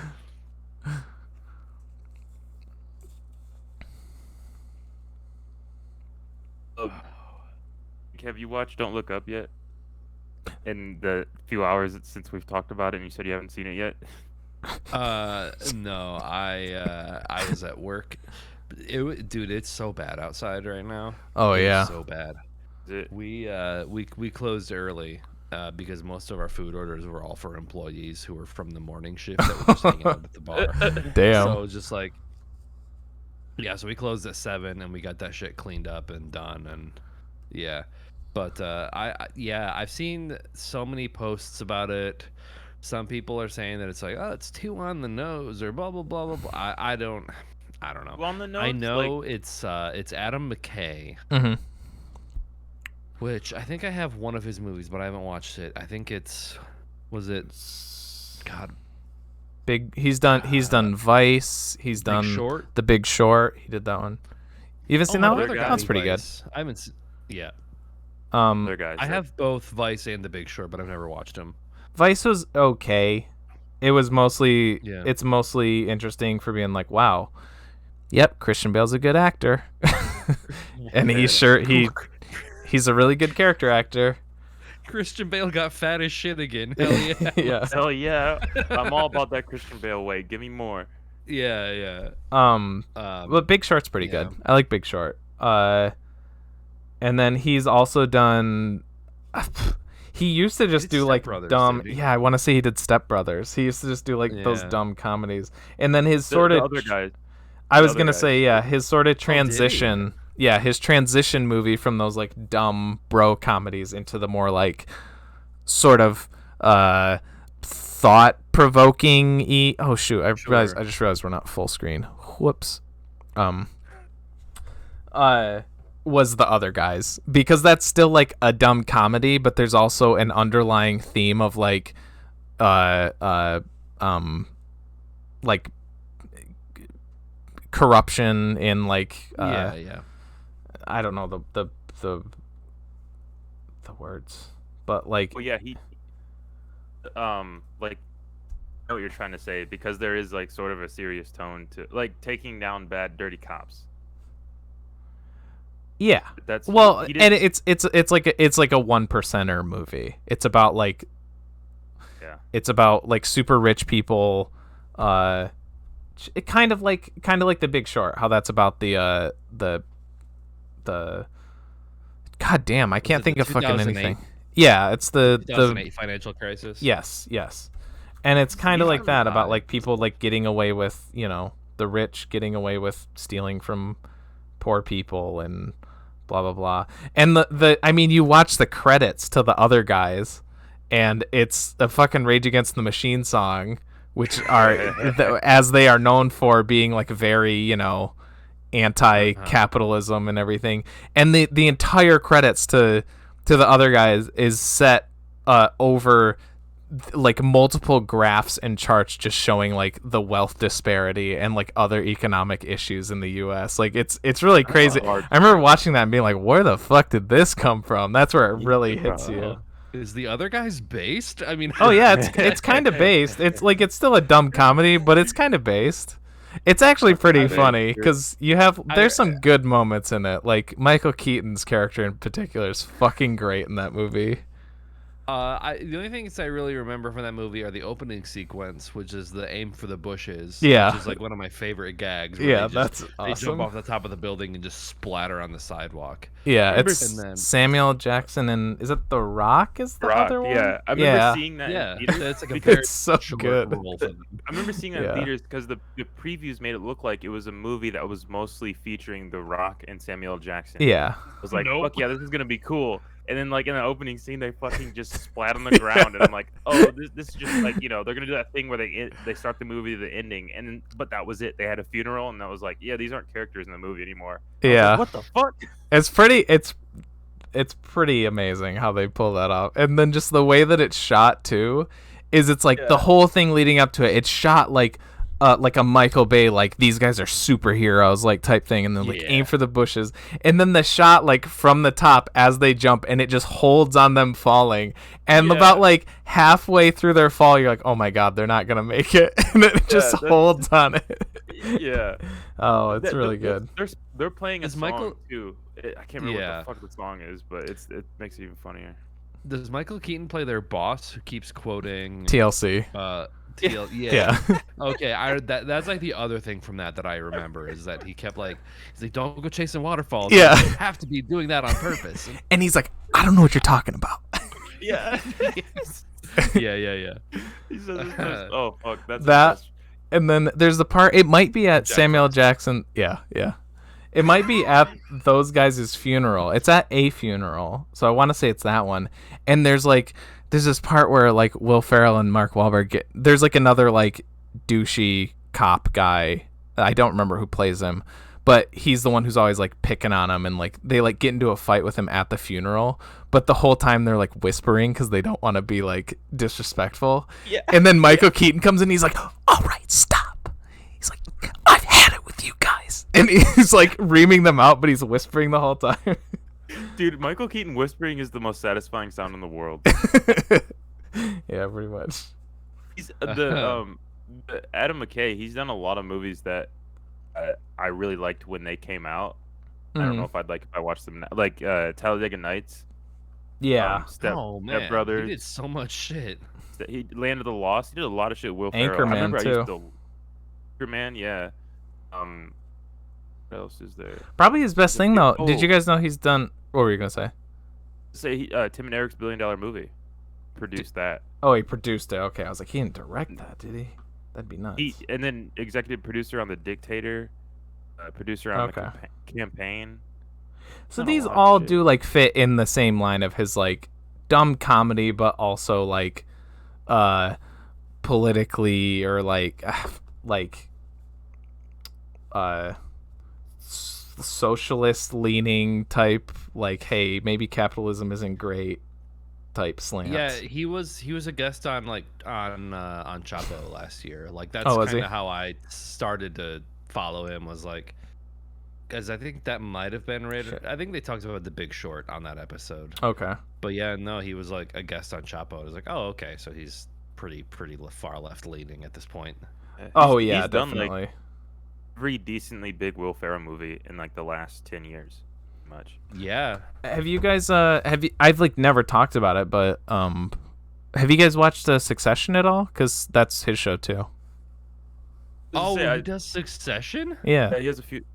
Was that his show, or does he just do a few episodes? He was like the creator. I don't know like exactly his direct involvement. I don't think he like, is writing.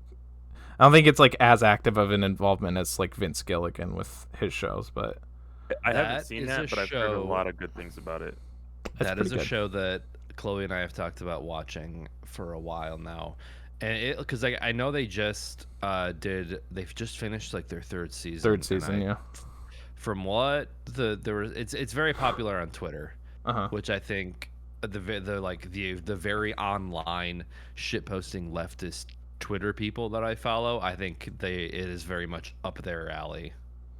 Yeah, Like they I mean, it fits in line with his other stuff. It's about like a billionaire family like dynasty, but it does a really good like balancing act of like these people suck, but also like here's some drama to make you empathize with them, and it works. Like you feel for some of them, Right. but also you're like, yeah, I want to see them suffer because they're rich douchebags.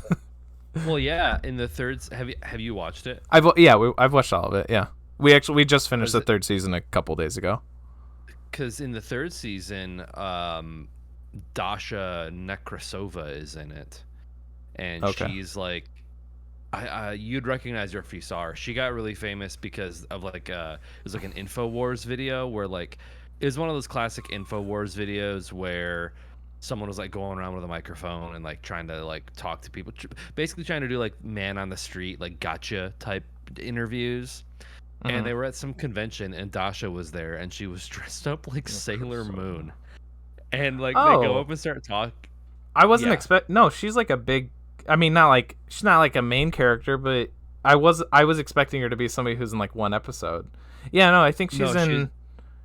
Yeah. Oh, maybe she is just. I think she's in the last season too. I'm trying to think, but yeah, she's like kind of the main character's like assistant person. Okay, but yeah, she has like a podcast called Red Scare that's like fringe lefty, class politics type style.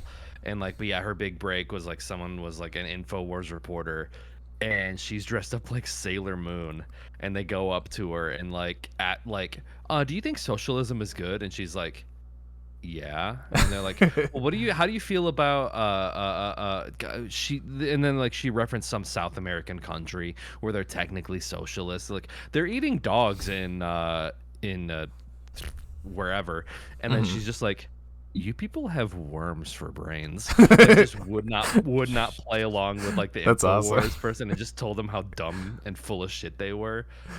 But that's sweet. No, she's like in Succession, and people were like freaking out because like, yeah, she's like this minor leftist Twitter personality who, she just directed a movie called The Scary of 61st, which is like a Jeffrey Epstein movie, and it's like very polarizing because people can't tell if it's like the acting is bad like on purpose, kind of one of those things.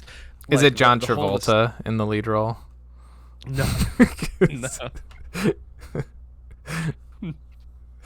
No, but because the Red Scare podcast is very much like the premise is like two like mean girls from Brooklyn that they all talk with like vocal fry raspy voice like that. So it's like they're very polarizing figures. But I remember saying people being like, oh, Dasha's in Succession, and I was like, what? Just like two worlds colliding that were just like very strange. Yeah, I definitely want to watch the show though. I totally wouldn't have expected her to be that character with like how you were talking about her, but yeah, it's good. It's pretty good. I've seen like a few things recently, and maybe it's just because the third season was like just wrapping up, but like people saying like, oh, it's the best show. Like some people saying it's the best show ever. Some people saying it's the best show on TV now. I'm like, I don't think I agree with that, but I think it's a pretty good show. It's one that like we started watching it in the middle of the second season, and like it was one where we'd like watch a few episodes and then we'd just stop, and that like we'd watch them in like chunks. We'd watch like 3 or 4 right in a row, and we're like, oh man, it's always like a good time when we watch the show. It's always really interesting, but then like when we stop watching, it's just like we like won't watch it for like a couple months. And then we'll watch it like another chunk of it, and then we'll like stop watching it for another couple months. So that's why it took us like a year to watch the 3 seasons, because we just watch in chunks. Because like, yeah, it's fun when we're watching, but it was also like I was never too like enthralled to just I need to finish this. The third season a little more so, but yeah, it's really funny. It's not like being an Adam McKay thing. You should know that it's definitely a lot more like has more of that serious like prestige drama vibe, but it's Gotcha. still also like very funny. It's a really funny show. And like all the acting is pretty great. Like the cast is really strong. And Brian Cox is like he's the patriarch of the family. And I remember like when the final scene of the last episode of the third season is basically like all of his kids, which is like the main group, the main cast or whatever, all of his 4 children and Brian Cox in a room, like kind of having an argument, having it out. And like I said to Clea afterwards, I was like, man, as good as like everybody else in the show is, when Brian Cox is like in a scene and working it, like he casts a long shadow. Like Brian Cox is so fucking good that I was like, man, he just like he towers over these people when he gets mad in that show, and he gets mad a lot in that show. That's like his whole character. Like, yeah, he really like brings it. Yeah, my only frame of reference for Brian Cox is Spike Jonze's adaptation. Oh, Have you seen that? Yeah. Well, I haven't seen it in a long time, but yeah, I've seen it. It's when he goes to New York it's like some sort of like screenwriting clinic, and Brian Cox, I think, plays a real person, Robert McKee. Okay. Who's like, yeah, like I mean, Robert I know McKee there's a is, few like screenwriting, yeah, actual people, but he plays like this sort of like here's how to write a script with characters, kind of like almost like a huckster, just like, you can't have anything if you don't have characters with a story, like. But it's like, it's Brian Cox delivering that anger, and like Nicolas Cage as Charlie Kaufman is just like, well, what if you want to write a story about where nobody changes and nothing happens? And he's like, then why are you in my class? Like, it's just like Brian Cox just going off on him. I think, have you ever seen Manhunter from the 80s? No, he plays Hannibal Lecter? Yeah, he's the original Hannibal Lecter. That's like an adaptation of like Red Dragon. Of Red right? Dragon, yep. And Tom Noonan I is knew the he was in that. Tom Noonan's the Tooth Fairy. Oh, I love Tom Noonan. Yeah, he's pretty good as the. I mean, I think both him and Ralph Fiennes do pretty well as the Tooth Fairy. Yeah. I think that's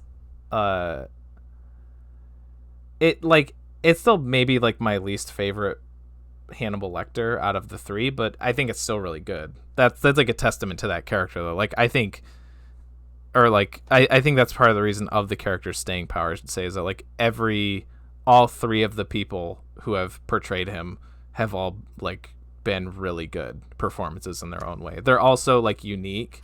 Like I really like the Hannibal Lecter in Manhunter, just without the inform of Anthony Hopkins' influence, where it's just like, this is never the first adaptation of him, and he's just, because in Red Dragon, Hannibal Lecter is not charming, and I mean, that creepy charming in the way that he is in Silence of the Lambs, because he's sort of like coming on to Clarice in that way. He's trying to be like, I mean, he's creepy and he's freaky, but he's still trying to be like, I don't know, or trying to be like warm to her, but like, like when you read the book, you forget that he's just in Red Dragon. He's just pure hate, because he hates Will Graham for like putting him away, and that's what the Brian Cox Hannibal Lecter is he's like pure hatred, and it's pretty good. I read that last year. I had read Red Dragon before, but I read it again last year, and like, goddamn, I wish the show had not been canceled and they could have gotten to more of the Red Dragon material, because or just if they had Mads done that third season differently.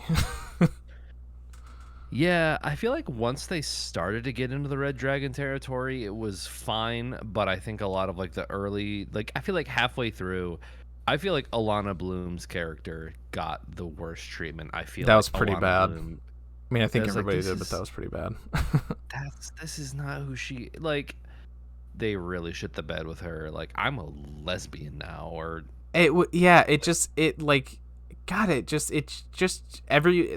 the thing, is in the third season they're like, okay, a little bit of time has passed and now everybody is a completely different character.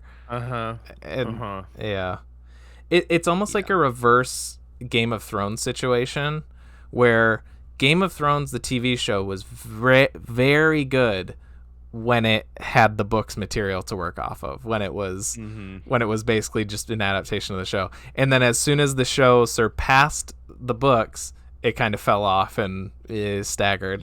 Yeah. And Hannibal, the show, the first 2 seasons, which is all essentially fan fiction of like, hey, maybe this is what led up to the events of the first book. Awesome.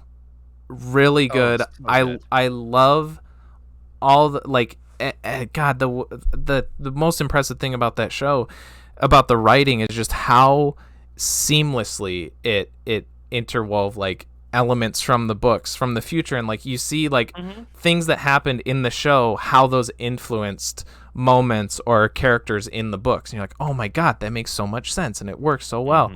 And then as soon as it got to the actual books is where it fell off for me. And I don't like that last season at all. No, because like we watched, Chloe and I watched that last summer, and like the season 2 finale of Hannibal with like our boy Larry. The whole thing, yeah, Larry. That whole episode. That's, other than Morpheus, I feel like that might be my favorite Lawrence Fishburne role. He's great, Jack man. Crawford. He's great. He's such a good Jack Crawford in that show. Yeah. Yeah, he is.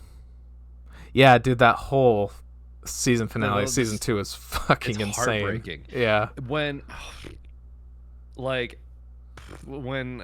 sorry, Daegan, have you seen Hannibal? No, I haven't. And I kind of zoned. I got an IMDb and was going through like all their new release shit. So I was like, oh, okay. But I haven't seen the show.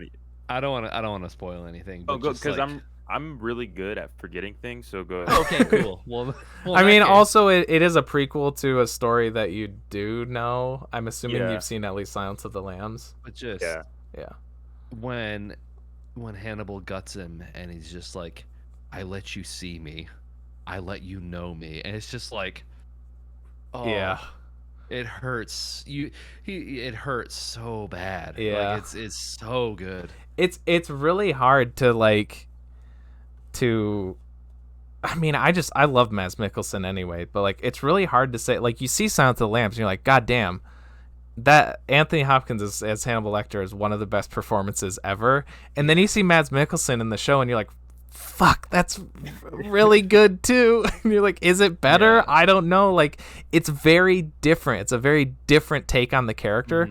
But as unique as both of those portrayals are, they're like kind of just as good as one another. They're just different. Yeah, you can't. It's almost like the Shining, Stephen King versus the Shining, Stanley Kubrick. I don't know. Like, I haven't read Stephen King's The Shining in a while, so maybe. But I feel like. Oh, you're talking about the book. Yeah. Okay, I thought you were saying because Stephen King did like a movie adaptation in the 90s, and that was not good. No, I was like, you're not saying that. Okay. No, like the book, because like the book tells a very good story about like this is his struggle with alcoholism and his family and his personal demons, and then the movie is just like, what if a hotel made you go crazy?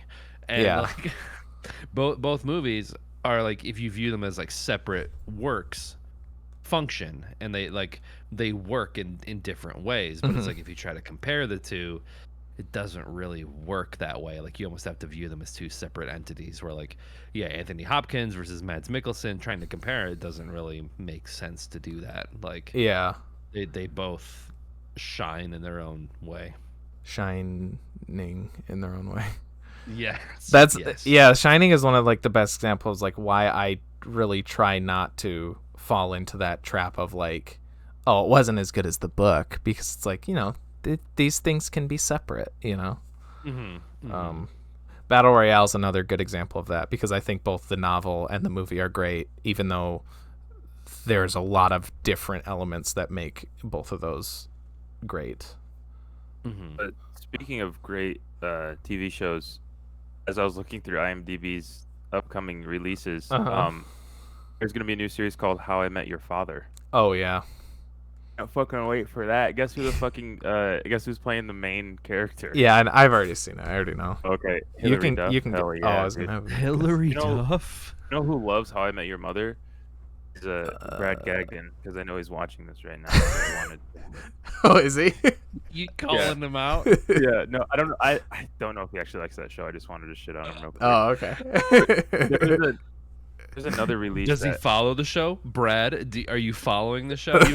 Are you excited to see Hilary Duff? No, no, I'm play only How I seeing Met Your 3 Father? viewers, and that's probably us. So. I think he Yeah, might I have got a been one tab of them. open. So we're Um, fluctuating between 3 and 6, which is nice. Oh, 3 and 6. Damn. There's Yeah. another That's... release. I didn't know they were coming out with a new Scream movie. Yeah, didn't. Oh. Oh, maybe that was one that Talk you weren't about- on. But didn't we talk Oh. about this? I thought that was in one Yeah, of the it's- Jack Frost it's- episodes. It's Oh, shit. documented in the podcast. Yeah. Damn. No, it okay. was. Yeah, it was in the second No. one because we talked about the Is it NFT. really? The Oh, shit, Scream that's NFT right. thing. Yeah, yeah. Okay. The first time we talked about Scream 5 was when I thought that Wes Craven was still alive, and that was a couple episodes prior. Well, That was yeah. one of the Halloween episodes. That But was. yeah, So- I yeah, think yeah. when we did Nightmare on Elm Street. I think. That's have- right. I have Travis syndrome where I just forget what the fuck happens during a podcast. It's fair enough. Yeah, it happens. Yeah, I'll see the new Scream, but I'm not. I don't know. I'm not that excited, but I'll see it. Just feel like they're because. Probably started production before this, but I feel like it's like they saw the new Halloween movie come out where they're kind of like reprising and rebirthing the series, so they're like, we maybe. have to do that too. But They've they been probably doing that started- with Halloween forever, though. I feel like. I mean, they hadn't brought back what's her name? Lori, Jamie Lee Curtis, Jamie Lee Curtis. They Yeah. hadn't brought her back since in any of like them, had they? Since, like, H2O. They Yeah, did yeah. around like 98 and like 99, somewhere in there. There was 2. There was Resurrection and H2O. Yeah, so they're doing where it's like we got to bring back their original cast and make it a big thing. Yeah. Even though it is pretty much just her, I think she's the only actual. Like they bring back Scream. characters, but Scream. Yeah, Yeah. that's got more of the, which is pretty much just I think the main 3, like Nev Campbell, David Arquette, and Courtney Cox. I think they're the only Courtney ones Cox. left. Dude, I'm excited to see her on the big screen again. Just bring Matthew Lillard back to life. I don't care how you get there. Who I knows? don't care how you get there. At this Just do point, it. maybe that is gonna be what the twist is, because they gotta go even crazier. Yeah. It's like, guess what? I didn't die. Yeah, no, that probably actually what he's probably gonna be a fucking Ghostface the whole time. Yeah, That'd be so funny. I didn't know you were such a cockshead, Daegan. I'm a huge cockhead. You kidding me? I only watch Friends for her. On the big screen. The big screen. I rent out movie theaters and play Friends. Dagan, you haven't seen Twin Peaks: The Return yet, have you? I have not. No. Matthew Lillard is actually in that Oh, yeah. for quite a few Really? episodes. I Yeah, thought- he's pretty damn good in it too. I think. I was thinking, I was like, Courtney Cox? I thought that's why you were bringing it up. I was like, she's not in that, is she? Bro, Yeah. I would binge all that right now. What kind of character does he play in fucking Twin Peaks? He's like a high school principal or something. Yeah. Is he a serious high school principal or is he? I mean, like, yeah, his character's like, he's a Twin Peaks character. You know, there's always like yeah. a little bit of comedic. You know, everybody's got like funny moments, but for the most part, that show is like serious. You know. Yeah. I love him in like serious roles. Like I think he's an underrated actor. Like Scooby-Doo. Are you kidding me? Like, no, I'm just kidding. But like in his more serious roles, I feel like he's super underrated as an actor. Maybe it's because I saw it as a kid, but I will say that the Scooby-Doo still holds up. I haven't seen it in a long time, I haven't seen it in a but while either. the scene where they fart a lot, I was dying in the theater as a child. I was. Okay, that was probably just because you're a kid, but Oh, I don't remember that at absolutely all. losing it. They I think fart it's a like lot? they It's stumble tasteful. upon like a fake movie set or something like that, and then Shaggy and Scooby just like fart 30 seconds. You don't need any problem. They're just like, it's a kids movie. They fucking there's a farting scene. Yeah, it's tasteful fart humor though. It's not the over the top stuff. Yeah, Nick was yeah. a tasteful child with his humor. I just remember that it had a lot of adult jokes that like I think I get now more than that probably flew over my head as a child. Is that in a lot of innuendo? I don't think it is. You should put that in the cup. That's a James Gunn movie. Well, he wrote it, but Shit, is right. it really? yeah. Because I don't know who directed it, with Scrappy Doo tells Fred that he doesn't have the scrote or something like that. It's like, whoa. Damn, you remember a lot more about this movie than I do. I remember a decent amount. It's been a while. I like the movie, but I think I was, even as a kid, I was a bit of like a snob about it because I'm an old head with Scooby-Doo. Like I watched the shit out of Scooby-Doo Where Are You and Scooby-Doo The New Adventures of Scooby-Doo. Was that it? I don't remember. There's like a newer one, but I love old Scooby-Doo. That was like my favorite cartoon as a kid. Yeah, I watched a lot of like I don't know if it was it wasn't Nick at Night. What was the other? There was like a Boomerang. Oh yeah, Boomerang. I loved that. I loved Boomerang. I think I watched a lot of like Flintstones, old school Scooby-Doo, like that kind of shit on Boomerang. I think Nickelodeon would have like blocks of like older. They had or maybe it was Cartoon Network. Cartoon Network was the one that had Boomerang, and then I think Boomerang kind of was like split off and it was its own channel. But yeah, Boomerang was like my shit. I have a game. So I looked up Matthew Lillard on IMDb, and I just heard about this game yesterday. Called Multiverses. Have you heard about that? Mm-mm. So Warner Brothers is making it's pretty much like Super Smash Bros. It's exactly like Super Smash Bros. But the Warner Brothers is using every single character they have the rights to. Okay. Making a Super Smash Bros. So like, there's gonna be characters from Game of Thrones. There's gonna be Scooby-Doo characters. Holy shit! Oh my Batman, god! Superman, Bugs Bunny, Adventure Time characters, like Steven Universe characters. I need a Shaggy versus Daenerys Targaryen or something. And he does his final smash has got to be let in with his "Are you challenging me?" like the meme from Scooby-Doo. They even have like the voice, like Matthew Lillard is going to be the voice of Shaggy. Yeah.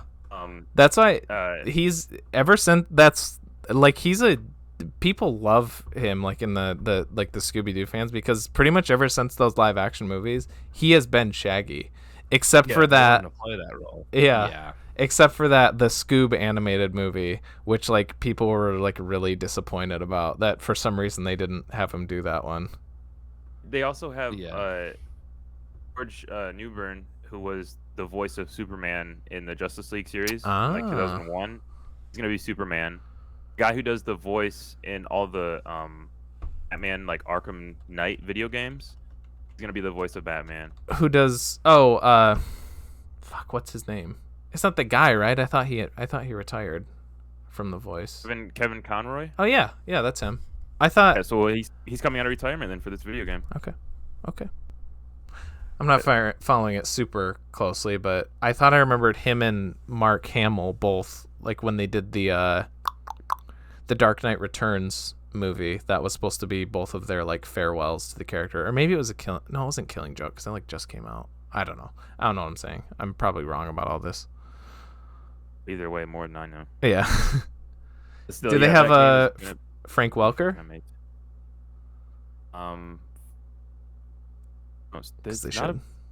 They aren't listing very many people for voices. Honestly.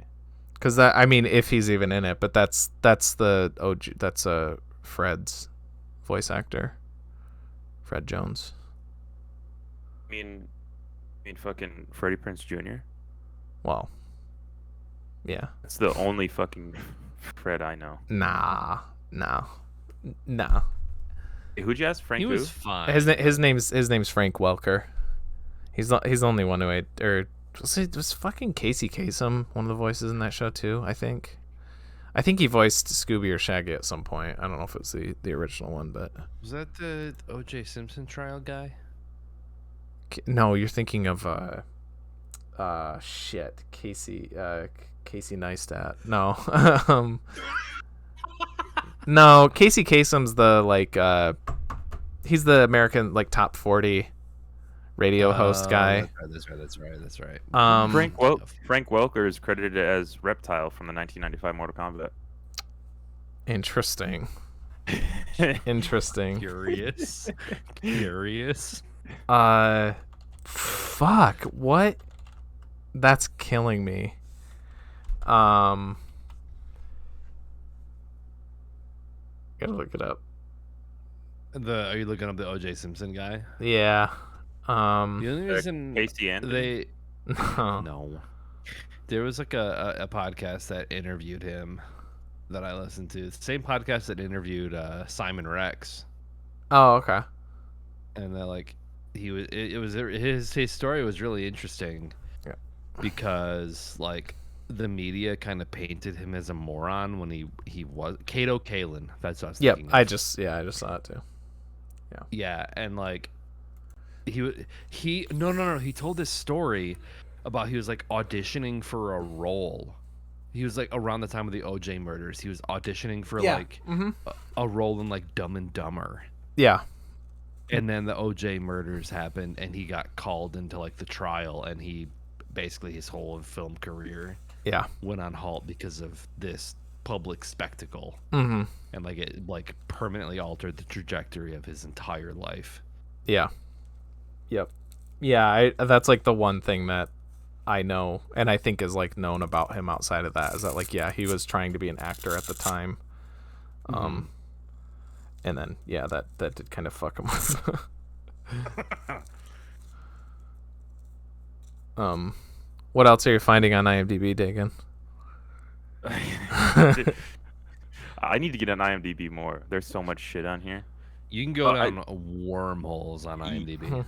Yeah, especially honestly, just from There Will Be Duds, I've learned so much shit is connected in a lot of the movies that I like, and just whether it be a producer, executive producer, director, or an actor having a small role. There's so much shit connected, and all it takes is just a quick IMDb search to see that there's in. Yeah, I didn't even look up Agent Smith. Hugo Weaving. Hugo Weaving.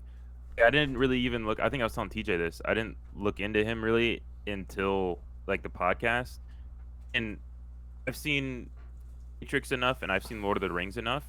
I've never made the connection. I've never realized it was the same guy.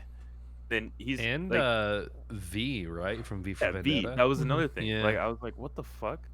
And there was He's also he's Red Skull in Captain America. That's not as big, but that was another one.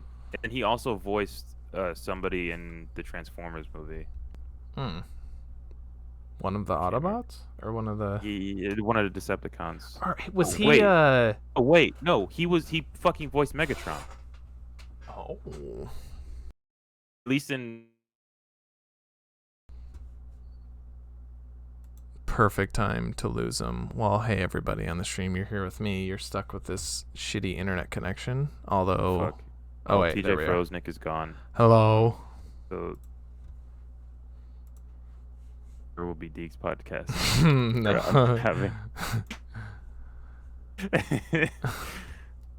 Oh yeah, he voiced Megatron in all the movies. That's nuts. I think maybe I had heard that before. I don't know. I feel like I did know, but that didn't sound right. Who's fucking Optimus Prime?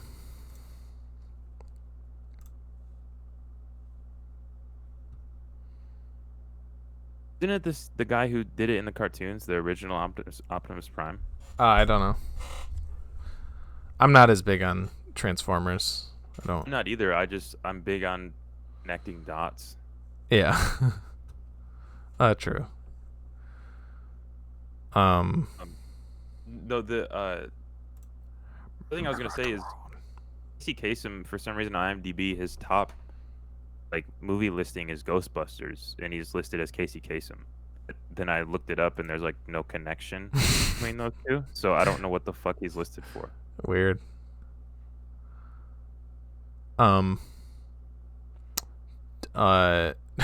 We said the name of it. Do we want to do a Don't Look Up? Oh, do you want to talk about it? I gotta go soon anyways, but a quick riff. I liked it a lot because it was on the nose, and I don't know how to say it. But That's right. That's what I wanted to get at. Yeah. Go ahead. It was it wasn't in an annoying way, but it was it was on the nose with pointing out how fucking annoying and fucked up social media is, the current culture is, how people would act or into the world, and how it would be treated in the media type of thing. And I'm not a political snob or media snob. I stay away from all that shit, but it just felt like it was an over exaggerated, but not wildly over exaggerated take on how people, and especially the media, would react on into the world scenario. And just the fact that it was there's this giant meteor or asteroid coming towards Earth that's bigger than the one that killed the dinosaurs, and the head of the main tech company that's supposed to be Apple or Tesla or SpaceX wants to mine the asteroid and just break it up into small pieces, and then have it hit the Earth in small pieces so that they can get trillions of dollars worth of valuable minerals. That's a very real thing. That could probably happen. I could see that because they've talked about mining asteroids for those materials before. You can make so many iPhones. Yeah. Yeah, you could. That was that's the thing in Don't Look Up is they want to let that thing hit the Earth in small pieces so then they can mine it. Just the character of that guy. That guy is really good. Funny. Holy shit! Yeah. He talks very lightly and stutters a lot and just is so fucking weird. I love it so much. Yeah. No, whole media aspect of it, of how the media covers it, and then behind the scenes there's tweeting and messaging and all this other bullshit. It's just I can see how people think it's too on the nose, but I think it's a good take of a little bit extravagant version of how it would really be. Yeah. I thought it was an interesting movie. I thought when I think Nick said before that he'd heard people on Twitter say that it's too on the nose. And yeah, I mean I think that's the idea, is that that's, you especially get that in the part that I resonated with the most was the last time Leo is on that news show, and with Kate Blanchett and Tyler Perry. You know what I'm talking about? Yeah, no, I know. The show that he's on. And the last time he's on it, he flips out, and he's like why are we being so light about this? We're going to fucking die. He's just goes off, and he's like you can't sugarcoat this, and blah blah blah. And I actually, I mean I wasn't ranting like that, but I was actually talking with James just on voice chat a couple weeks ago, and in a more subdued, because we were just talking to each other way, we were basically having that same conversation about COVID, where we were both everybody's acting like everything is fine and we're going back to normal, but we're not. We're still in and we were just going off on how why are we not doing more? Why are we still stuck in this? This is That's exactly what Leo was saying on that show.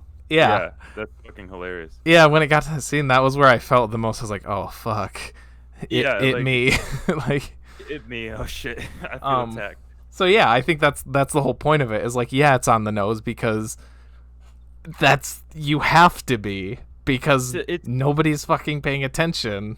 Right, and it's a legitimate it's a legitimate possibility that that's a real scenario. If there was an asteroid headed towards Earth that was bigger than the one that killed the dinosaurs, that's a possible scenario where the government would be we could make some money off of this, so don't quite blow it up yet. Right. They found out about it 6 months ahead of time. Yeah. And it took and their original plan was to destroy it, but then there was other aspects that came in, and it's it's a lighthearted take, but at the same time, it's not lighthearted because it's super fucked up. My biggest, like, I was like, yeah, okay, all this America stuff, like, that tracks, right? Like, we're stupid. That is what we would do. But then the fact, like, they don't even, like, mention, like, other, like, okay, the world is ending. I don't think other countries are going to be like, oh, America has got dibs on final destroying say. Right, on this yeah. asteroid, right? Like, and then, like, they don't really mention until The end, almost when the it's, end like, of the movie that, like, oh, by the way, Russia. Russia just tried to do it. But it's Right, like, yeah. I feel like every country that had the means would be. I think that's even more on the nose because as Americans, we only think about America and what we're doing. We don't ever consider other Maybe. countries, and we don't ever see other countries' news the way that like other countries are not exposed to our news, but laugh at us in our media. We don't see any of that because we have blinders on. So I think that movie is like the perfect scenario of like this is only what's happening in America because that's all Americans care about. Maybe I kind of, I don't know. To me, it just seemed like an oversight, or like, I don't know, maybe just something that they didn't think about in the writing. I didn't think it was. I thought it was more just like something they forgot or just neglected to include. Just forgot about the other countries. Yeah, because I don't know if you like think like that, but like you see it from like the main dude's perspective, who isn't like. Like Leo's character or Jennifer Right, Lawrence's character are going to be paying attention to like the, everything. Yeah. Or like, any countries that are like, I feel like they would be contacted, right, by other countries Right. and say maybe or something, or they would hear about it at least. And the fact that like they don't mention it either, that's why I think, I think maybe the writers of the movie just didn't bother to. Shout out to on a hill shitting on Michigan State. To who? On a hill. Oh yeah, because the main Leo and Jennifer Lawrence they're from Michigan State. Nick. Oh yeah, it actually you might actually. She's like a recognize them, student right? and he's a professor there. But I was curious on if actually if it was shot on location. So Nick, if you watch it, let me know if you recognize any of the places. I was trying to tell if like there's a part where she's like jogging on campus, and I was like, I'm not sure. I mean, I haven't been like everywhere on campus, but I've been there, visiting like James and whatever. There is a part where I think it's where they first see the comet, like they like stop and get out of their car, and they actually look up in the sky and they see it. Like downtown Lansing. I think that might have been Lansing. That looked like Lansing. So they might have shot some of it there. Yeah. Yeah, I'll have to check it out. The one of my big peeves with that was like, I think it was one of them. It was like Jennifer Lawrence talking to Leo, or maybe it was somebody else. But he's like, they were like, "Where are you going?" And she's like, "I'm going back to Lansing, Michigan." It's like, you don't have to say Michigan. You don't they have know to what say you Michigan. mean. We understand. Where other Lansing would you go? I mean, it's our state capital, right? Like, you know, people even have at least heard of that. yeah. No, they should have said, "I'm going back to the state capital of Lansing, Michigan." At which is where Michigan State University is. And that's where I reside, and it's Like if you I follow went to school college there. basketball, which is like one of the most popular things. Yeah, in the country, right. You know MSU, you know what's in Lansing. Like you don't Yeah. need to specify. And also they made Leo's family like they were like the Catfish family, like they live in the UP or something like that. I'm like, that's not how people in Lansing are. Oh my god! It was actually super sweet how much like his sons loved him. I was actually like, Yeah, I mean, it was sweet. It was just like, that's a little misguided or a But hearing him do of- like his accent, like they definitely like had him stay in the UP for a few weeks, and then like because he does a really strong Michigan accent. But yeah, he people in doesn't do Lansing- like a Yooper accent exactly, but it's definitely like a. It's the most Michigan a troll, like a bridge troll can get. Like that's a good way to put it. But people in Lansing don't really have that. Yeah. And people in Lansing don't necessarily have this too, but Kalia was like, they're like, she's like, they were doing the wrong act. She's like, most people in the Lower Peninsula just have Southern accents, anyways. Yeah, that's true. That's how it'd be if it was around here, because everybody likes to think we live in Kentucky or something.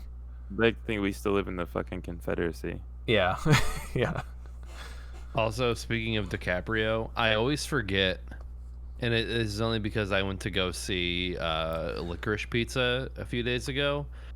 George DiCaprio is in a lot of stuff. Leo's dad. Macaroni George Pony. Macaroni Pony. How was that movie, by the way? I really enjoyed George it. I don't know. I am a person who needs to see a movie twice. Yeah, For I feel PTA specifically, apparently, I just need to really like see it again, because like it totally changed how I felt about Phantom Thread the other night after watching it again. But Licorice Pizza was very funny. There were moments with Cooper Hoffman where like, have you seen Punch Drunk Love? I have not. You have, TJ. Mhm. You've seen Punch Drunk Love. Yeah. There's like a scene where like Cooper Hoffman is like fitted for a suit, and like there's a certain way that he looks at the camera, and like you would just catch these flashes of Philip Seymour Hoffman. Really? And it was just like, it was. Yeah, that's. Wait, but why? I just had a lump in my throat the whole movie every time it would just like flash, and I'd be like, oh my god, that's Philip Seymour Hoffman's son. Yeah. It was just like, there were just like certain ways he would deliver a line, or like the way that he would look, and it just like he looks spitting image. But Cooper Hoffman's he's really good in it. Alana Haim is really good in it. Her sisters and her parents are in it as themselves, basically. Oh Like, yeah. I know the rest of them. Her name's Alana, and her sisters are named Esty and Danielle, and like that's their characters in the movie are named Esty and Danielle, and like her parents are in it. But John C. Reilly is also in it, and like the smallest cameo, like blink and you miss it cameo. Oh right. But yeah, I thought it was really, really, really good. But there's a lot of discourse about it, and a lot of people are mad about stuff. Because of about the that movie. is that because like he's a teenager? Is that Yeah, it or something like that? And she's not. So Cooper Hoffman plays a 15-year-old high school kid, and Uh-huh. Alana Haim's character is like 25. But like he's the one that's like trying to like get with her Uh-huh. kind of thing, and it's like this kind of like will they, won't they sort of. She's like, no, it's weird that you're like a teenager, but also she's kind of like wants to hang out with him and his friends. Bradley Cooper's in this movie, and he's the funniest part of the entire movie. Oh, Bradley Cooper's character is insane. I watched so goddamn funny. I watched Dan Merle, his like he did like his top movies of the year. He used to be on Screen Junkies, which is like a really it's one of those like studio like YouTube movie channels where they do all like it's like a Watch Mojo type thing. But he was like he was always the one who felt like the one like actual movie critic there who didn't just watch Marvel movies and stuff. So he split off and he has his own channel now. He's like not with them anymore, so I follow his stuff now. But he did one, and he did like his top movies, but also he did like other awards, and he had like best performance. And I think he said that like he thought that like overall Andrew Garfield had like the best year. He said that he was really good in like the few things that he was in, but he was like the best performance was Bradley Cooper in Licorice Pizza. He's like he's only in it for a few minutes, but he's like the best part of the movie or something. He's so funny in his like very limited role. The other thing that people were mad about was I think it's John Michael Higgins. That's a name, yeah. I know him as he's one of the guys in Arrested Development. He's very good, like that lawyer. Okay. Yeah, no, I think that's what I'm thinking of. He's in Community. He's the Carpe Diem teacher. Yep. That's like, yeah, I'll have a birthday cake. Yeah, that's what I was guy. thinking of. But he plays, and apparently his character is based on a real person, but he plays like this guy who's like a business owner, and he has a Japanese wife. And there's like a scene where the waitress, Mary Elizabeth Ellis or whatever her name is. Oh, the waitress. From It's Always Sunny. the waitress. Yeah. She's Cooper Hoffman's mom in the movie. Oh, okay. But she has she works for like a PR firm, and like John Michael Higgins is like trying to get a bit. He's trying to open a restaurant, and he's like married to a Japanese woman. And there's like a scene where he's. Oh no, like, I've heard about this. Yeah, they're talking about the menu, or they're talking about like something, and he tries to translate for her, but whenever he talks to his wife, he does it in a very heavy like English, like like Japanese accent, and people were mad about that. But if you watch it, the point, very much like It's Always Sunny, the point of the joke is that he is a moron and he is an asshole for doing it. Right. Like I feel like the movie definitely portrays him as the idiot, but the limited range of discourse on film Twitter is basically, well, PTA has this in his movie, so therefore he agrees with anti-Asian stereotypes, and therefore this is a racist movie. And he's also definitely okay with like predatory relationships or whatever, because there's an age gap between his protagonists. It's just like the most baby-brained film analysis you can imagine. I wonder what people would say if like Rushmore was released today. Oh, you know, no, like... dude, I've seen tweets that were just like, "Oh, wait till Gen Z sees Rushmore." It's like it's like Max Fisher and a 40-year-old woman. Or well, okay, I do think that he's not underage, but like The Graduate, you know, that's a big age disparity.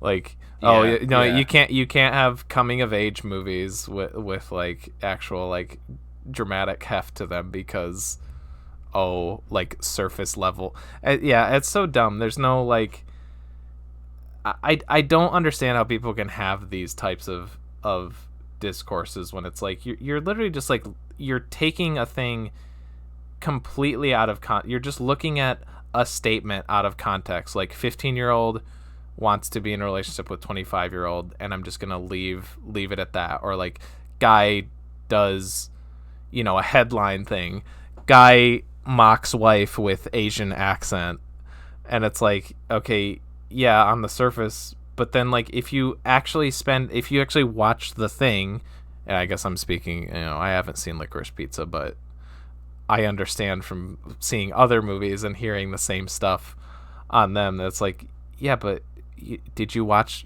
the movie, right? Or like I said, with like how like all the shit that It's Always Sunny in Philadelphia gets away with, dude. It's like, I'm watching the first season of It's Always Sunny, and it's like, I feel like they cover both of those things in the first season of It's Always Sunny. Like, yeah, probably. There's like the prom episode. Oh yeah. Like, which like I'm thoroughly enjoying the first season of that show. Holy shit. But yeah, you know, I just watched like Charlie gets molested, and it's like So the fact that Mac just gets mad about like not being molested. Yeah. He's got the picture of himself from middle school. Yeah. He's like, why didn't I get molested? Yeah. There's also, I don't know if it's in the first season, but there's also one where I think it's Charlie. He's gonna get married to this chick, and then like at the end of the episode, they find out that she's 12 years old. Which, okay, but there's like another, like, okay, this is an It's Always Sunny recap episode. Yeah. But like, even in that first episode, okay, there's an episode where I think it's the one where Patty's gets turned into a gay bar, basically. But there's and this role is played by a woman, but they put like a bulge in her pants. Oh, and, yeah, like, I know what you're talking about. Yep. Mac is like attracted to a transgender woman, which they don't say transgender, they say another T word in it, which is like, ugh. But like there's a part, so it's like, it's sort of like one of those setups and payoffs where like D is just like, oh well, in exchange for this, I want to punch Mac in the face because he punched me in the face because I came up and startled him, and he turned around and like he got startled and punched me in the face. So that's the sort of setup. And so like Mac is going on this date with this transgender woman who like he doesn't even care. Like he's just like, whatever, she's cool as hell. And so like he's going on a date, and then like she comes up behind him and startles him, and he turns around and punches her in the face. Yeah. And then these two construction workers are like, "Whoa, he just punched that lady in the face." And then Mac's like, No, guys, don't worry. She's got a dick." And then the two construction workers are like, "Wait, isn't that a hate crime?" And then they chase him down and beat the shit out of him. So it's like he says like this transphobic word, and he tries to use that kind of shit to get out of like his comeuppance. But at the end of the day, he gets his ass kicked for like a hate crime, basically. Yeah. Like it like even then, like they depict these awful things, but at the end of the day, all of the characters get their comeuppances for being shitheads. So it's like I'm more lenient towards that show with being more problematic in that way, because they're very good about making sure that these characters are assholes and deserve every bad thing that comes to them. Yeah, again, it's like the joke isn't haha, it's a transgender person. The joke is like he is a moron for how he's like treating and acting. Like the joke is on Mac, not on the chick. I can't remember her name, but yeah. And then, like how you were saying earlier, it's just like that headline grab thing, and it's like people are just so quick on what's the next thing I can cancel? What can I jump on next? Who's gonna get canceled next? How can I like forefront this? So anything like that, that's a joke, and it's obviously a joke if you see the full work of it. It's just so quickly jumped on because people just want to cancel the next person as fast as they can.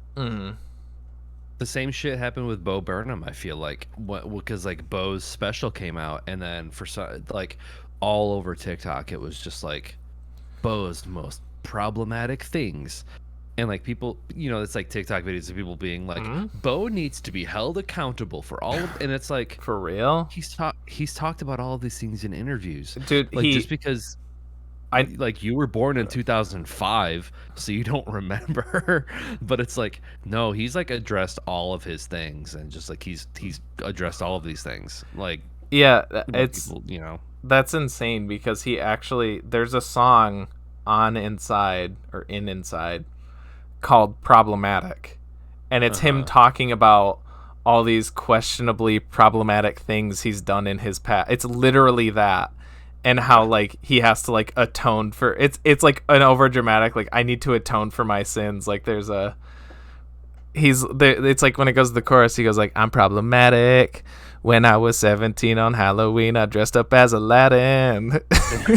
So it's like he's like dredging up like random shit like that, and like it's both like pointing out that like, maybe you don't have to be that critical of something, like, yeah. But also, like, he's pointing out that people are going to dredge up these things, like literally what you were just talking about happening. Like, people will do that because, yes, there have been things. Because I can't remember what he says. Because he like, and then in the verses, he starts going into, like, how he was just a little kid, and it was like, he words it better than this, of course, but he's like, I was a little kid, and it was a kind of like it was a different time sort of thing, or like I wasn't mature. And it's like, yeah, like he's talking about that. But then he goes back on it in the same song and is like, but that's not a good excuse for what I did. Yeah. And he's like atoning for something he did as a Halloween costume when he was a kid and everything. Yeah, that song, piece of art. Did you see they put Zach Stone on Netflix? I did, yeah. I watched some of that show. He posted like an Instagram thing about that. It's like, hey, I made this show. It's online now. Like, you can watch it. Yeah, I watched some of that when it was on TV, but yeah, I've never seen. I don't even think I've seen full episodes, but I remember seeing clips a lot when it was on TV, and I honestly forgot all about that. And I'm kind of excited to watch it because it's I'll check it out for sure. Pure Bo Burnham being Bo Burnham. Yeah. I gotta go. What? Yeah, let's do a sign off. Yeah. Yeah. I don't know. I mean, I'm not gonna like. These are fun. I like these. We should record these and put them out as like bonus episodes. Just random freewheeling bullshit conversations about whatever. I like this. Like our pre-chat basically as its own episode. I like it. Yeah. Those would be cool little bonus episodes. As long as it's not just me and TJ talking about anime for 2 hours, because that can totally happen. Literally, when I got home and I turned it on, and I was like, "You're talking about dubs and subs," and I was like, "Oh, Like, okay, they're in it." Naruto Shippuden and like Shippuden and the other the Kaitsu no Getsu or whatever the shows that you were talking about. Yeah. Yeah, I think maybe not the next one because we're doing it in person, but like next time we're doing like a regular just over voice chat one. I say like once we like do the actual episode, like our normal recording, if we have time after, if we'd want to, I mean, then that'd be a big chunk because then we'd have already been talking for a couple hours. But like, I guess we could see. It just seems easiest if we just like kind of bunch them up. Then like we do a regular episode, we get that done, and then we just like do another like freewheeling and dealing one or whatever. I don't know. Yeah. Yeah. Just get it out. But okay, I'm not gonna do like a I am your thing. Yeah. Because it's Mirror. not really like that. I don't know. You're fucking forgetful weeb. I'm your. It'd have to be something like I'm your 15-year-old trying to chase down a trying to smash a 25-year-old or something. I don't know. For a movie where you don't see tits, you sure do see Alana Haim's nipples a lot, like poking through her shirt. Nice. And the obvious joke here is you gotta get the director's cut, but Oh yeah, those fucking 1675 titties. Yeah, I'm TJ. That's all you're getting from me. I'm Nick, aka Dr. Funk on Twitch. It was like my Twitch affiliate anniversary was like today or yesterday. Oh. Shit. It was like trying Happy to be like, you birthday. can use a party hat emote in your stream, but I was like, I work all the time and I don't stream anymore. I'm sorry I let you down. Yeah. I am Teegs. Thanks for listening to his bullshit for 2.5 hours. Yeah. Hell yeah. Okay. Bye.